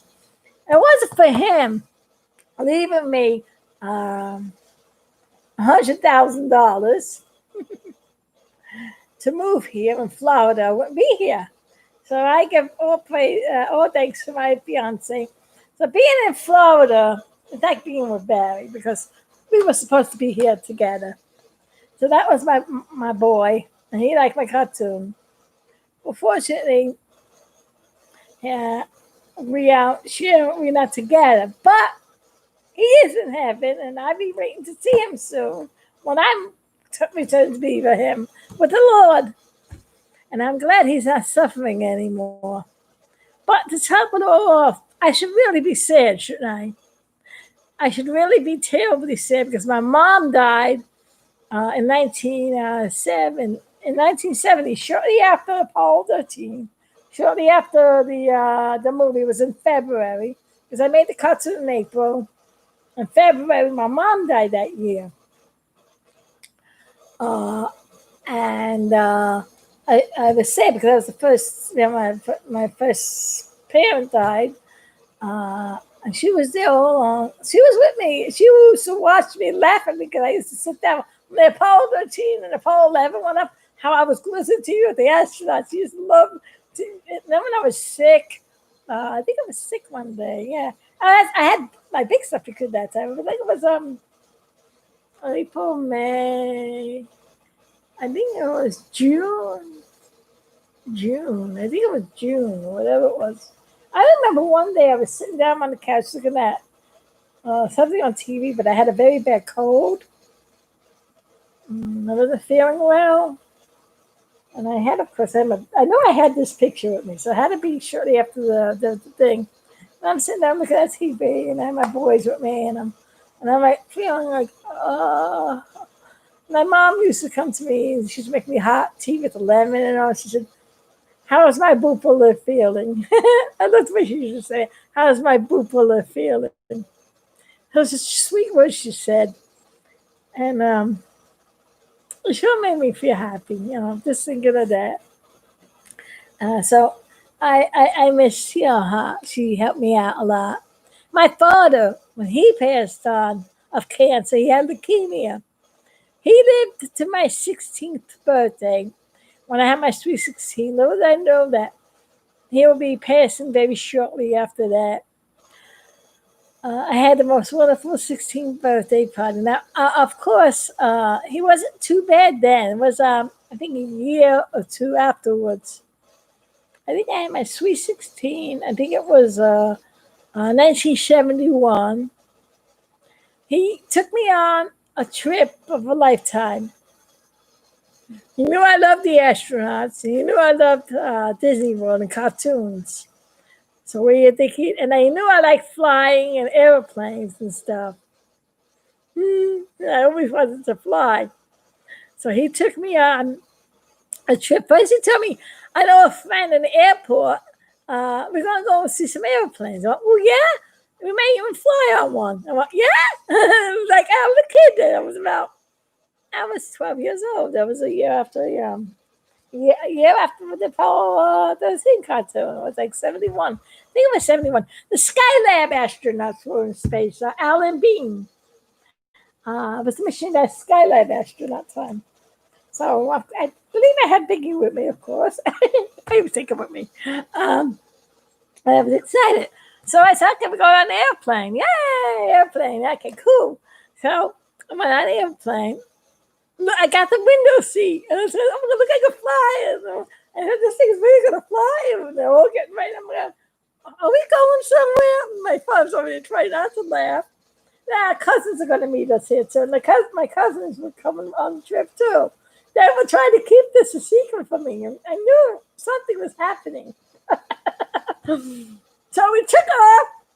And once we were off in the sky, my father told me, you're going to Disney World. And I'm like, wow. And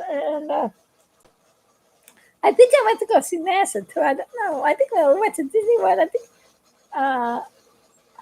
I don't remember. All I know was go to Disney World, and then I think it said something about astronauts. There was at that time there were things in Disney World with the astronauts too. There was a trip to the moon thing, which was I missed that. That was one of the best animatronic shows. Along with when Epcot came, and that was another time I went to Disney World when they did the original Figment ride. My two favorite things that I loved in Disney World is not there anymore. Matter of fact, they took all the good stuff away now. I don't know what they're making now, but it's not like it used to be. All I know is that I had a good time. It was an exciting trip, and I was the happiest person. And of course, a year later, my father died of the leukemia. So it was just my sister and I. And then 4 years later, my sister passed away of all kinds of cancers and stuff. And I'm the only lonely from my family still left alive. About a year before the coronavirus broke out, I was starting to feel down that I was the only lonely person by myself, the only one by myself. I was trying to struggle, making ends meet. Things kept breaking down my house. I have a lot of neighbors and friends, but they were always busy.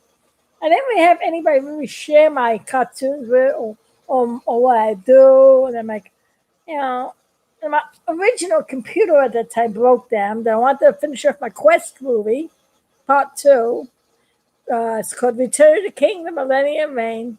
If any of you see my movie, Quest for the King, Journey into Paradise, it's a 1 out of 9 part movie that I made. Full 3D animation. It's an awesome movie. The Lord gave me the story and dreams, and I animated it.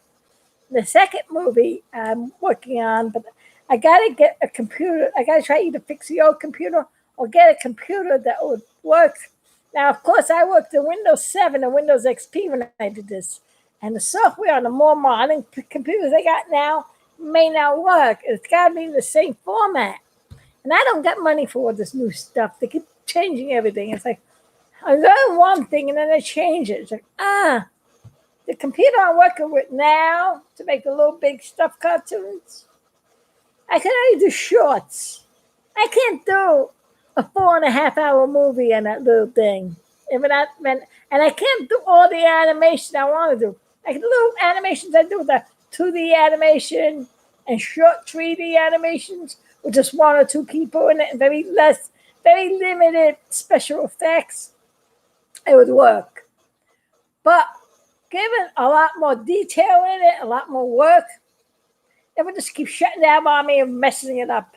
It doesn't work. And then when it does render it, it renders it like this. And even when I clean the hard drive, this doesn't have enough. It's old. It's not new anymore. So it's like,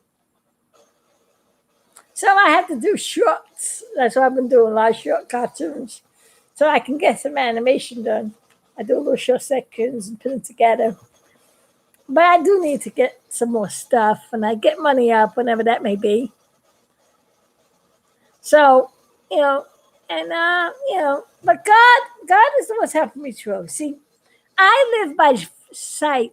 No, I live by faith, not by sight. See, my dyslexia wants to reverse my sentence, and I caught it. I live by faith and not by sight. And that is how I get things done right, because the Lord provides everything I need. So why shall I be afraid? He could push hurricanes into the sea, make astronauts splash down, can't you see? He could do everything for you and me. Bring us together very happily. And that is why I'm happy, no matter what that comes my way.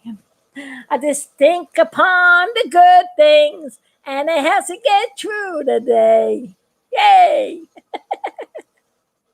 And that's how I keep a happy point. The Lord did say, think on these things. Whatever is wholesome, whatever is pure, whatever is trustworthy, whatever is good, think on these things. Don't think on the depression stuff. Of course, pray for things. Pray that the world will go better. I'm not saying, forget about it, that somebody's dying or this and that. No, pray for those families for comfort, that the Lord will take care of them. Like my friends with the hurricane they're hitting right now, I pray that they'll be safe. Yes, we got to keep an eye on what the world's happening, but the Lord's coming back soon. But don't let that stuff get you down. Take the good. The Lord's trying to tell you so. Ask the Lord, what are you trying to show me in this? What lesson can I learn today? How can I help somebody in your name? Be a good neighbor. Help somebody. When you do some good things for people, they help you. Now, me, I would love to do a lot, but I could do only so much. The only thing I don't got is money. So money is the thing I can't do, but I can give time. I can give hope. I can pray. I can help out. I'm not as physically able to do the things I used to do, but what I could do, I try. I'm artistic. I help things. I make things. I help people out. And I pray, which is the most important thing. And being a good neighbor, being a good friend. And I share my joy with all of you. And all of you are sharing your joy back to me. And that's what keeps me happy. And I'm happy that this little computer can do this. Because I was depressed for a moment without a computer when I was trying to do a live stream. It was going, it was dying. I couldn't do it. I gave up. So I wasn't able to do my YouTube videos for a while. And I was getting depressed because I wanted to be able to talk to people. But I figured this out. This one works. Praise the Lord. So as long as I got it, and as long as I'm here, I'm going to keep heads up and be happy and share the joy with you. And I like your joy that you're sharing back with me. And together we can unite as one. So what the world needs is a perfect unity. And that's what keeps me happy. Be happy. I can show that I'm happy. I can show I'm happy.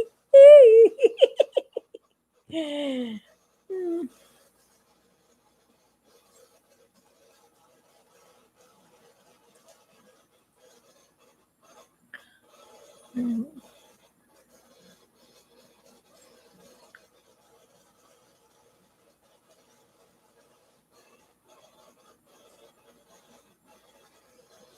Oh, okay.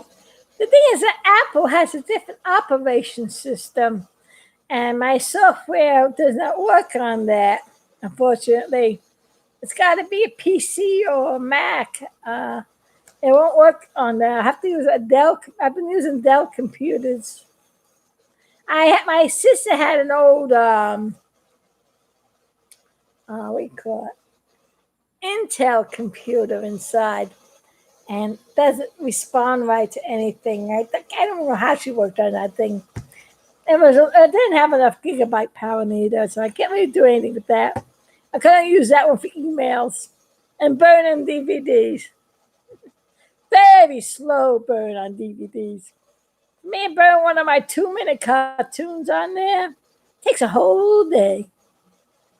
My other computer used to take 15 minutes to copy a DVD on it, one of my cartoons. I mean, I was uploading a little file. That's a 2-minute cartoon that I made. I wanted to transfer it to a DVD. And I'm there all day waiting for this thing to run out.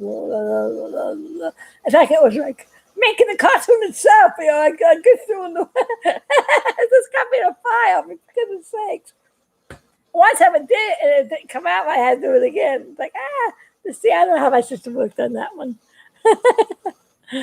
Thank you. Oh, you're welcome. And thank you for the information. I appreciate you looking up and giving me some good advice. See, Apple has got a different system. I have to learn a whole new system and having all new software, and I won't be able to animate on it because I got, when you're making a cartoon, you made all the avatars and all, and you got software, and you want all your cartoons to look the same when you're making previous shows, depending on what show you do. I guess Quest for the King, Journey into Paradise was done on iClone. Now, if I made it in a different computer or a different software, I would have to rebuild all those characters again. And they're going to look totally different. Got to go through all that work again. Figure out the program again. And it won't match the other movie. Or it won't be like the same movie. It wouldn't go together. And it would look like day and night. It's because the movie might be a continuation of the story. That's the problem. Gotta keep everything looking the same because it's all the same series. Now when I'm doing different series, I can see changing it. But if it's in the same series, it's gotta look the same. It doesn't look like what they did with the Star Wars movies. The Star Wars movies are all done live action. Then when they made the CGI one in between them to tell the story, nobody liked it because it was a different format. But it became a cartoon series on TV. It became its own entity, but it didn't match the rest of the movie. It had to be something separate. See, it didn't go. It's like putting a square peg in a round hole, as the astronauts had to do with the air filters, the air scrubbers. It's one of those things, you know. You have to kind of jimmy rig it. It just don't fit. I mean, if we try to make it fit, some things just don't look right. Of course, we're probably don't say that worked out, but some things don't work out when you try to fit something that don't belong together.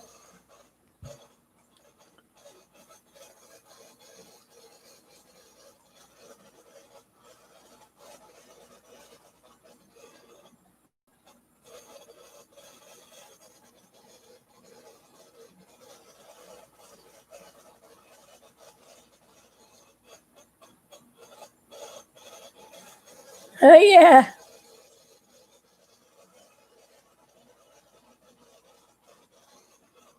Who's my favorite Rocket Fire character behind band? If you had one to pick only one, Billy Bob, of course. I like Billy Bob. You notice I made a lot of Billy Bob dolls. Not my favorite one. He's so cute. And I like his personality. But then he had to have Ladybird go with him. But still, Billy Bob would be the one. I would love to have a Billy Bob. I wish I could get one. Even a messed up, broken down one that I can repair.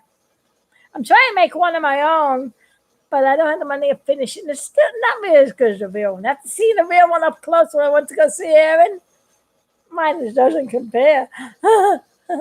I got to work on it, but I need to get some money up. Even if it has simple movements, even if it just had a head movement, a mouth movement, eye movement, and it played the guitar and it moved back and forth, I'd be happy. Even if it just wobbled a little. Yeah, they'd have to have all the movements. I'd still be happy if I could build one like that. Thing is, to figure out how to control these things. I mean, I know I can get a server controller that can control one motor at a time. But how you program it? I couldn't get the Adreno ones. I saw some documents on them. Oh, I don't understand. It's too techy for me. I got lost. I'd be like, I don't know how to do code. It's like, yeah, you lost me. No, yeah. I like ones that work with like the way I like ones that push buttons and sliders to record it. Do you know animating my cartoon characters is much easier? I really wish they would make an animatronic program that can move like that and move the circles. Like if you move an arm, the circle arm will move, and it can record it like I do when I do my animation. So I do my animated cartoons to make them move. I move one part at a time, synchronization to what I'm doing. Then I add the other movement, and there's a lot of different layers of animation information, and they can move. That's what I'm saying. If you get a computer, if I'm doing more than one, it jams up. That's why I need my other computer to work, so it has the memory to do it. Because sometimes you need 35 tracks to really do the animation. You've got more than one character, more than one thing happening. I wish the animation, animatronics could work the same way, but it doesn't.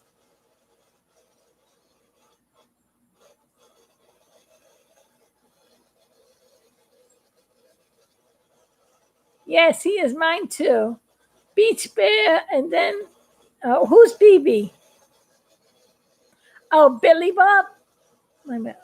Why? Yes, he is mine too. Billy Bob. BB, you mean Billy Bob? Okay, and then Beach Bear. Oh, okay.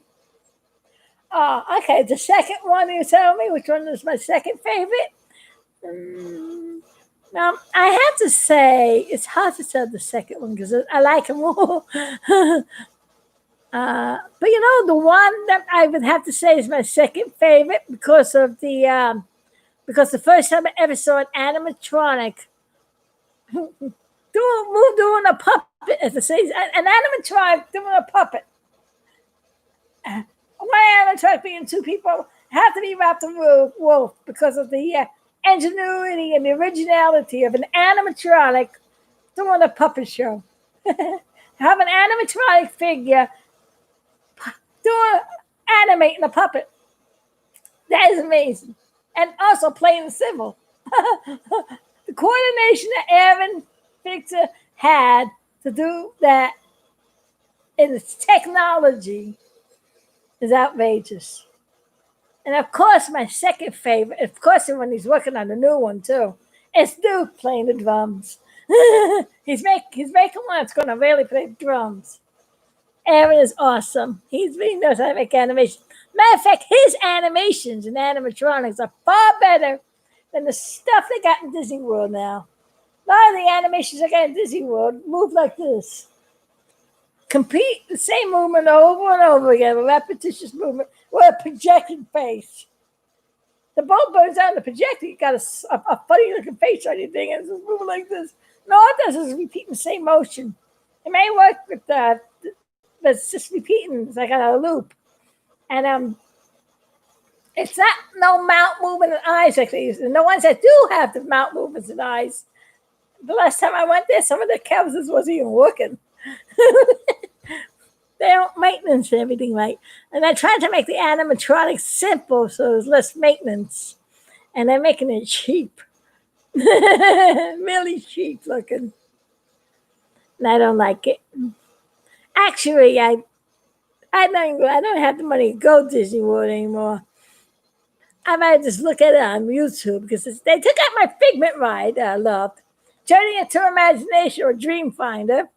They took that trip to the moon when they had John Glenn and all that stuff in there, and it was made you feel like you're going. Why did I go back there for? If everything is not there anymore, that I like. There's other ones, other numbers. I see they put Carousel Progress back, but the last time I went to Disney World, which was about maybe 21 years ago, when I first moved here in Florida, they didn't have Carousel Progress or something. It wasn't open anymore. And then they put it back, so I don't know. I was disappointed because that was my other favorite ride, and at that time I couldn't go, and I was like disappointed. If I spend all that money to go there to see something and it's not there anymore, or it's not working, they don't tell you that neither ahead of time. They should tell the people that are going to travel there what rides are open or what rides are not going to be open during the time of your vacation, so you can schedule your vacation when there's something opening. If I had the mini Billy Bob animatronic for Aaron, right? He sings and moves. I think I saw your video on it. Yes, I do. I have it. The only problem is that those motors that's in that toy does not work with my servo motors. You know why? My servo controller. It's because they're just regular electric motors that's in there. It's got a forward and reverse. It's not and it doesn't have a card in it. Like if it connects to a servo controller, and the thing is, it's a very low wattage. It's like 2.5 volts. It's very low voltage. You can't put a high voltage on those and burn it out. It only works with battery.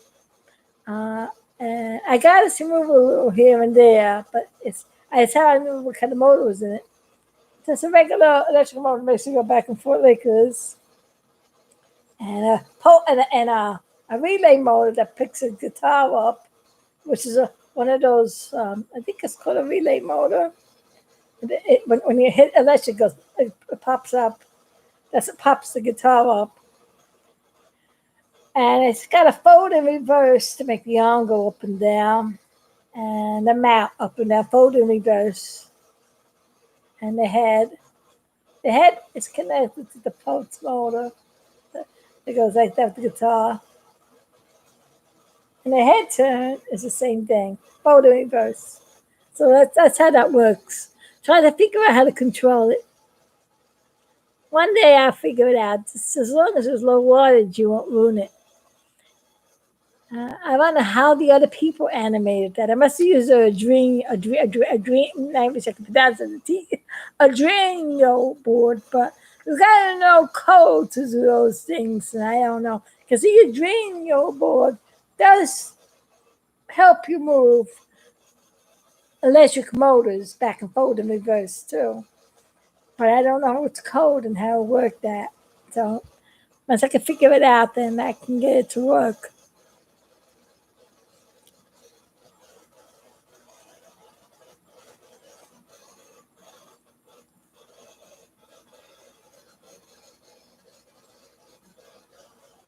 Oh, thank you. You're welcome, Lizzie Mac. Oh, Mac on Mars. Lizzie's Man on Mars. Lindsay's Man on Mars. Did I get your name right? You're a big fan of mine for years. You're welcome. You're welcome. Thank you for the good thing. You like my big stuff cartoons or my Apollo cartoons? I'm gonna make one on Mars with the boys. They're looking kind of funny. They go to Mars. Jim makes his invention how to get to Mars. This is one of Jim's funny inventions. Have something happen to Biggie on Mars. Make Biggie get attacked by the rovers that are on the planet. And that'd be funny, wouldn't it? Meanwhile, they'll be chasing him everywhere he goes. That'd be funny. And hey, over there, explode. Ooh, look at this. Ooh, look at this. Ooh, and Jim is doing an experiment. I was thinking about doing something funny like that. And it works. That's what keeps me happy. I do funny things with my boys.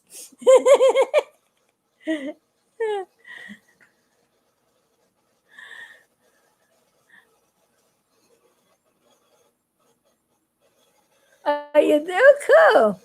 Minty mozzarella and Duke stuffed dolls. Well, you got the original ones. Yeah, those are the better ones. Yeah.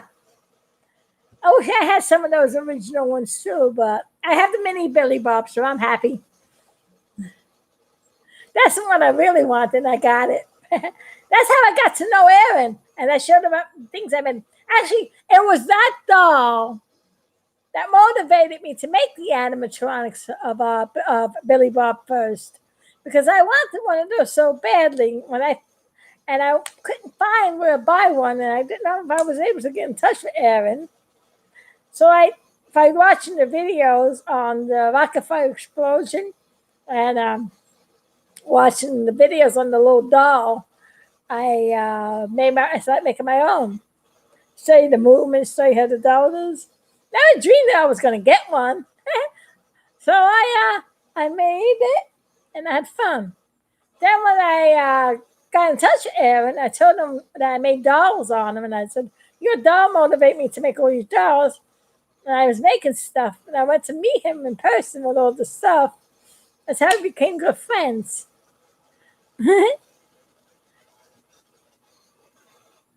Thank you, Lily Bell. Hi, Lily Bell. Hi, all my friends. I like all of you. See, I got heat.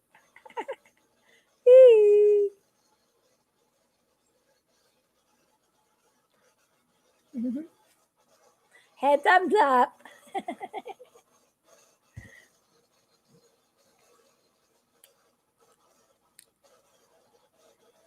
Let's see.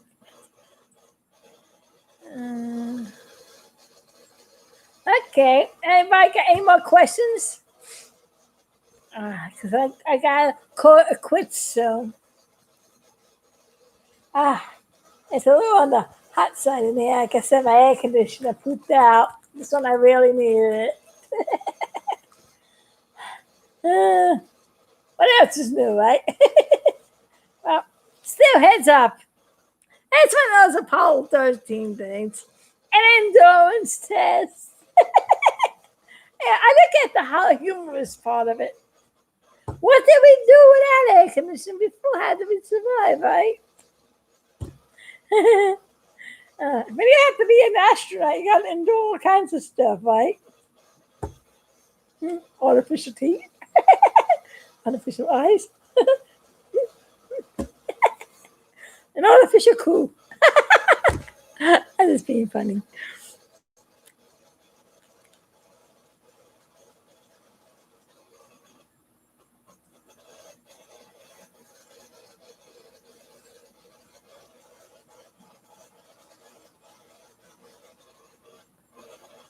How long has I been making animatronics? I would say I've been doing that for the past 7-8 years. I was learning how to do it on YouTube. That's how I learned how to make them. And I learned on YouTube where to buy the motors. I go to Robot Shop, Flight Props. They have all the actuators. I want to try to get with the work like the way Billy Bob works, the actuators, but they're so expensive.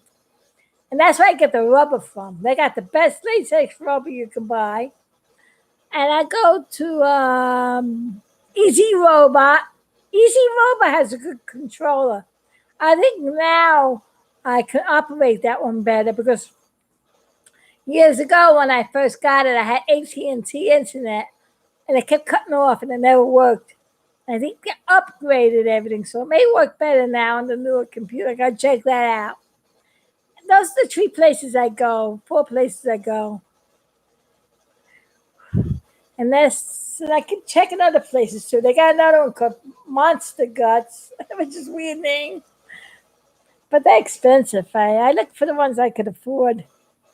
I keep checking out. I just like you. I just surf the web until I find what I like, and then I go for it. And I learn from other people's videos too. And that's how I learn how to make things. Everything is sticking to me over here. My poor puppy was a poor puppy. I got a little puppy that I'm here petting it with my feet. Uh, Peaceful pups. The cast for their faces and the plaster molds for the rubber.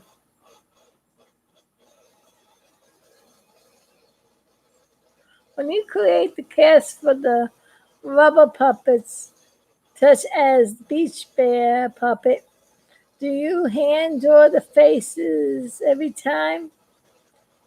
I saw a tutorial on Chuck E. Cheese how you do that.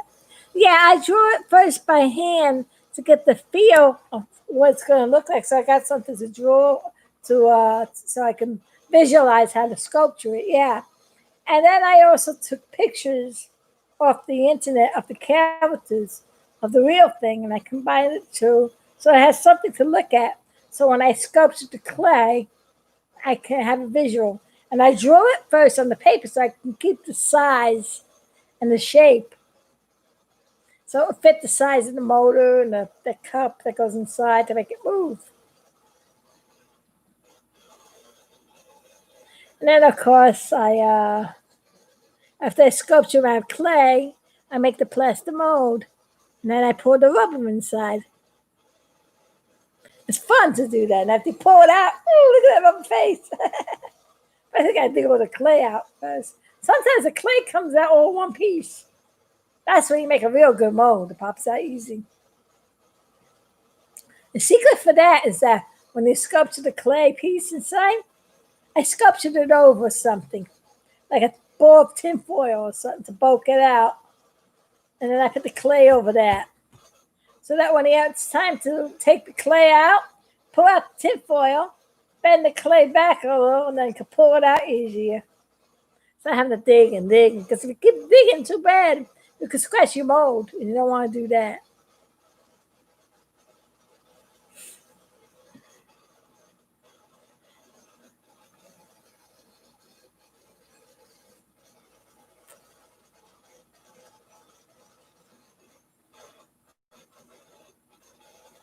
That's how I make my faces and stuff.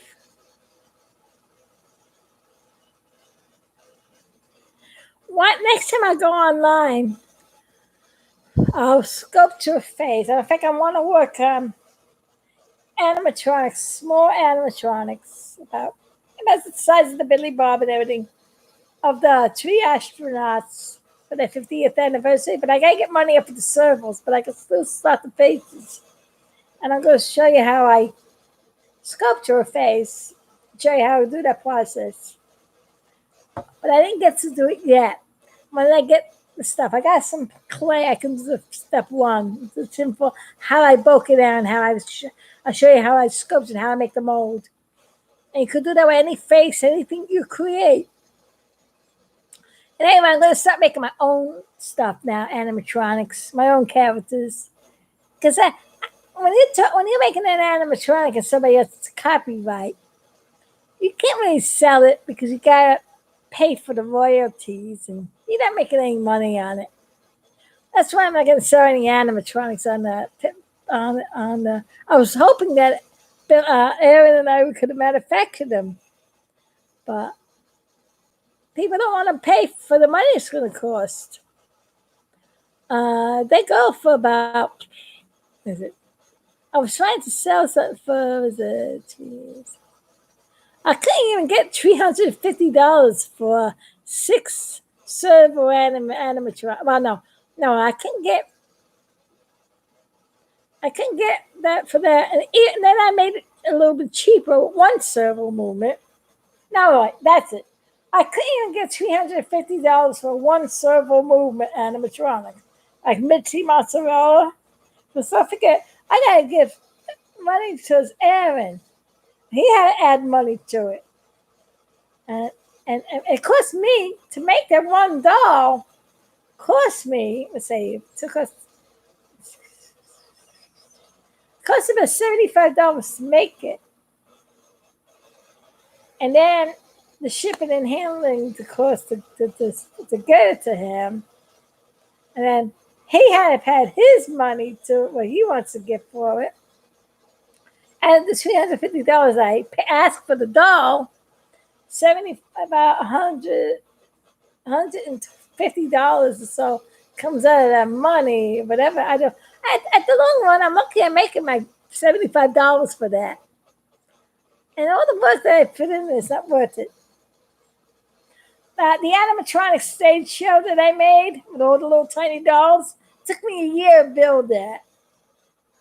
It took me about $700 to $500 to $700 to build to buy all the stuff I needed for it. All the work and all the stuff. No, it didn't cost $700. It cost $500 to make it. So when Aaron sold it, I only made $750 on it. So how much do you think I made on it? Nothing, Holly. After a year's work, doing all that detail work and make sure things move, and it's too much work. And I talk about all the characters. I made every one of them miniature versions. They only had 2 servo movements each. But still, I had like 36 different, what is it? That was, I think it was 17 different movements, all of them together. So I had 17 servos, 17 things I had to make sure worked. 17, and it takes hours to get things to work and make sure it moves and everything. I tested everything, make sure it was perfect. Gotta make sure it all worked. You gotta make sure, you gotta put it together. Not I'll just put things together, blah, blah, blah, with hot gun glue. I wire everything. I use wire to hold everything in place. Because hot gun glue comes apart. It will fall apart. So I have to make it strong. Because people rough handle. And that make it strong. And no matter how strong I make it, people still break things. And then they say it's going to be broken, and then that's why I don't do it like that. It's too expensive to make risks. I'd rather just make stuffed animals and puppets. But I'm just limited on that. I like to make my own stuff. So, that's what I'm doing for now.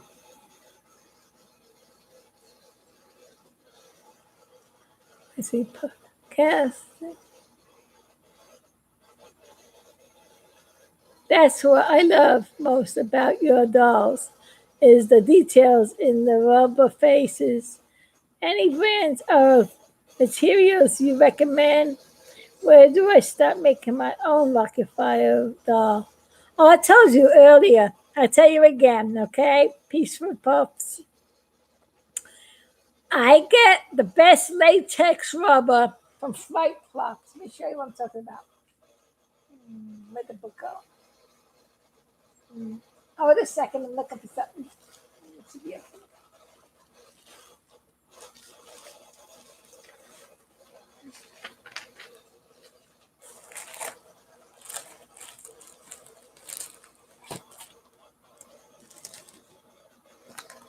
I get the latex rubber from this place, Fight Plops.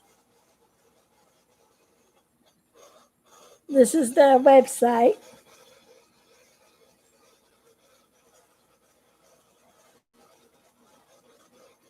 They sell everything in here. See, this is what they really sell. They sell controllers for actuators. I want to try to get into this, but it's very costly. So that's what I want to do with the big Billy Bob doll I have over there. One day when I get some money up,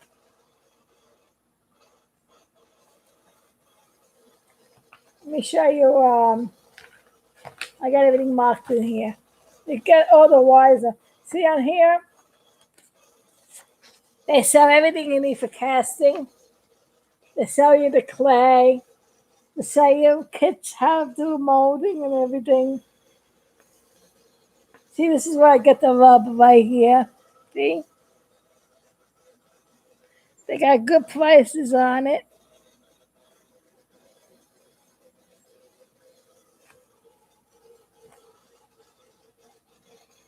Just check them out. They have a whole bunch of stuff. You get switches, motors, actuators. The only thing I didn't find in this book but servo motors. Now, if you're going to go servos, I would go to robotshop.com. Robotshop.com has the best price on servo motors and all kinds of motors. Everything you need. What's good, if you do an order over $100, you got free shipping and handling. So they're fast too. They give you the order right away. And then for controllers and servos also, and 3D printed parts, I will go to easyrobot.com.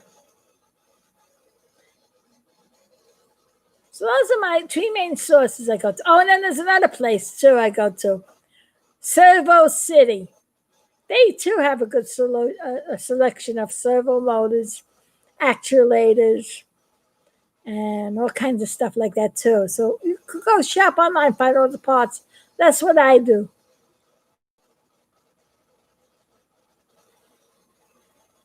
Any kind of clay. You know what I use? I use Plastiline clay, the clay that doesn't dry out. So I can recycle it and use it over and over again. But you can use any kind of clay, really. The air dry clay, the regular ceramic clay, you have to keep that wet until you finish sculpturing a piece, because once it dries, it gets hard. And you can't make a plastic mold when the clay gets hard, or else it won't come out. You got to make sure you keep that clay wet until you finish sculpturing the face. You got to sculpt it fast and plaster it fast. Keep it wet under wet towels. See, with the Plastiline clay, you don't have to do that. You just could sculpture it and then walk away. A week later, you could go back and sculpture it again and it won't harden. The other clay, you have to make sure it stays wet.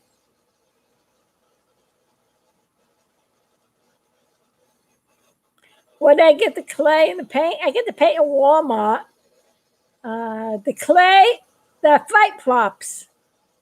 You can buy clay and fight props, or you can go to Walmart and get Plastiline. The clay that don't dry out, the plastic clay. It's called Plastiline. They sell that in Walmart. And if you want to make the hands and the feet, if you want to make the feet that I put on the bottom, hold star up, that's the baking clay, which is sculpted clay. That clay too stays soft until you bake it. But don't bake it if you're going to make a mold off of it, because you can't get it out. It's got to be soft. But I use that to make the feet so it's strong. And then for the hands, if I go to sculpture the hands to make them lightweight, I use the Clayola Mold Magic, which is a soft clay, and it's lightweight. So when the motors move, it's not too much weight. And if you put the heavy hands on it, it makes the servo have a hard time putting the arm up, and the arm will bounce because it's on a wire. But if you have soft hands, you have a better movement. That's what I do. Walmart sells the Clayola and the sculpted clay and Plastiline clay. Those three clays I use. If you look at my video, you'll see I mentioned them. But you can get them in Walmart. That's where I go.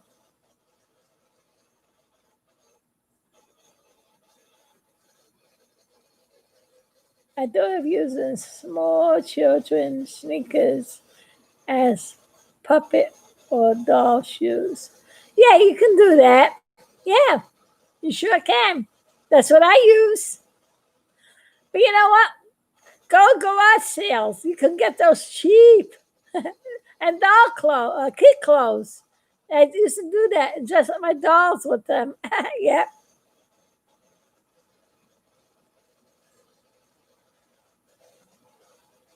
that works perfect for the shoes. Yep, it does. Hey, be creative. You can use all kinds of stuff. Somebody used an old broken down globe to make a head one time for a doll. They popped holes in the video. I painted them in face, sculpted over that for a hollow head. Should have called it Mr. Earthman. I see some funny stuff on YouTube.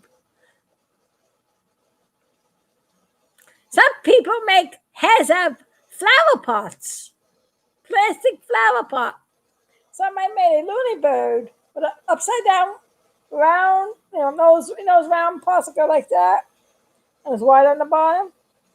I put it upside down, put a slit in there, made the mouth so it could open and close. Put the eyeballs in it so it could open and close. Covered it with a red plush. Put a little plant on its head with the feathers and all. Make it a loony bird. You can use anything.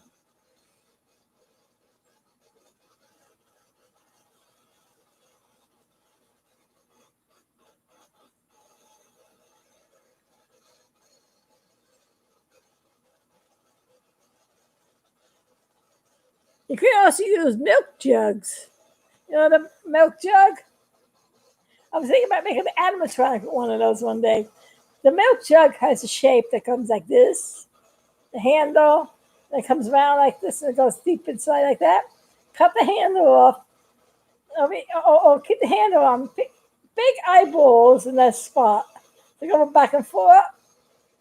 Cut the top off so you don't have to hold it. Oh, that's you want to make a loony bird. We can put a plant in the head.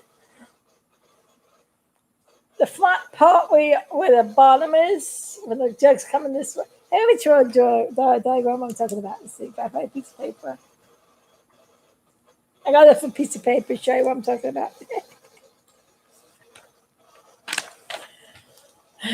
A milk jug. I'm going to draw out a milk jug and show you what I'm talking about.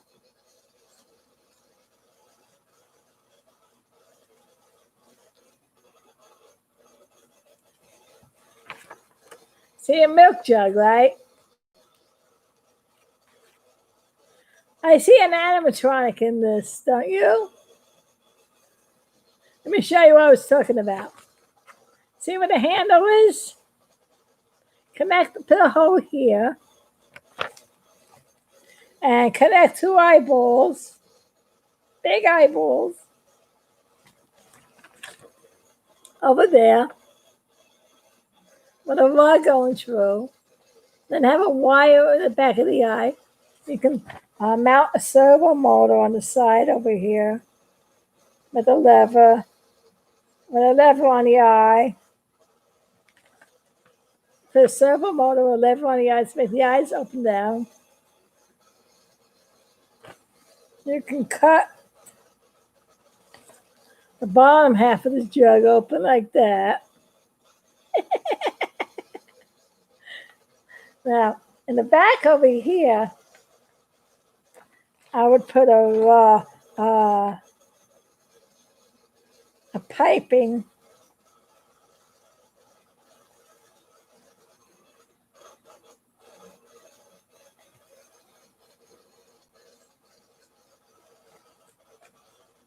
I'll probably stick a piping on here so it can make a neck.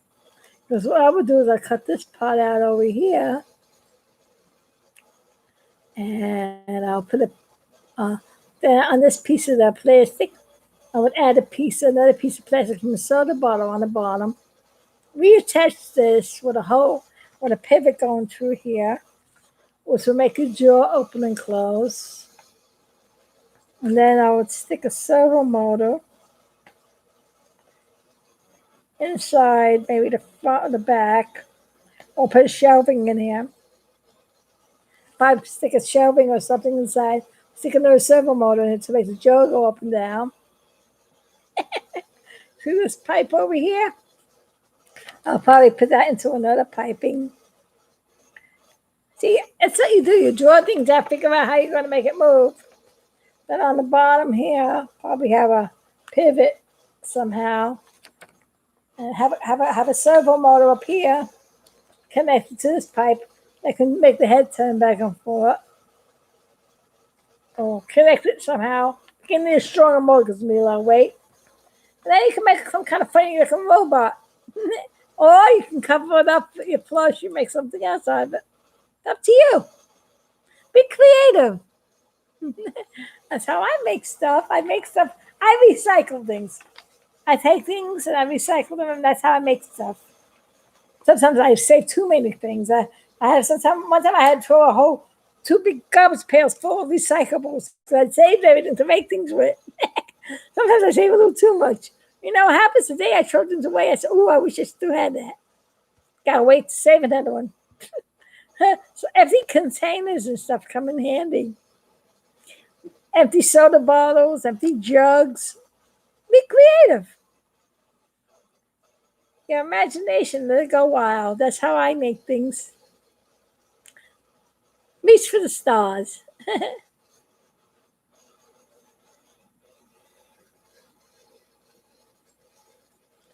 You say too much stuff too, yeah. Don't we all? In a second we throw it out. We're sorry, we can use it. Has that happened to you? Happened to me many times. You don't want to get rid of it, but you have to, because you'll be overwhelmed. Well, I'm gonna have to go now. I got a couple of things to do. And it's getting late, so it's time for me to go to bed. I've been on here for about 2 hours now. I think it's time to call it quits. And smile. It's been a pleasure with everybody. I am so happy to talk to all of you. I'm happy that storm passed us by. Happy the astronauts Bob and Doug got home. And the Mars rover is on its way to Mars. And I'm still working on some more big stuff. So you have a blessed day and a great evening. Oh, and my dog. Oh, and my dog too. Oh, thank you. God bless you also. And my dog too. And my dog is sleeping underneath. I'll show you her. She's asleep. God bless you all. It's RG Jubilee saying, heads up, Roger and out. To the next mission. Bye, all of you. Have a great day, and God bless all. Thanks for spending an evening with me. It's been a pleasure.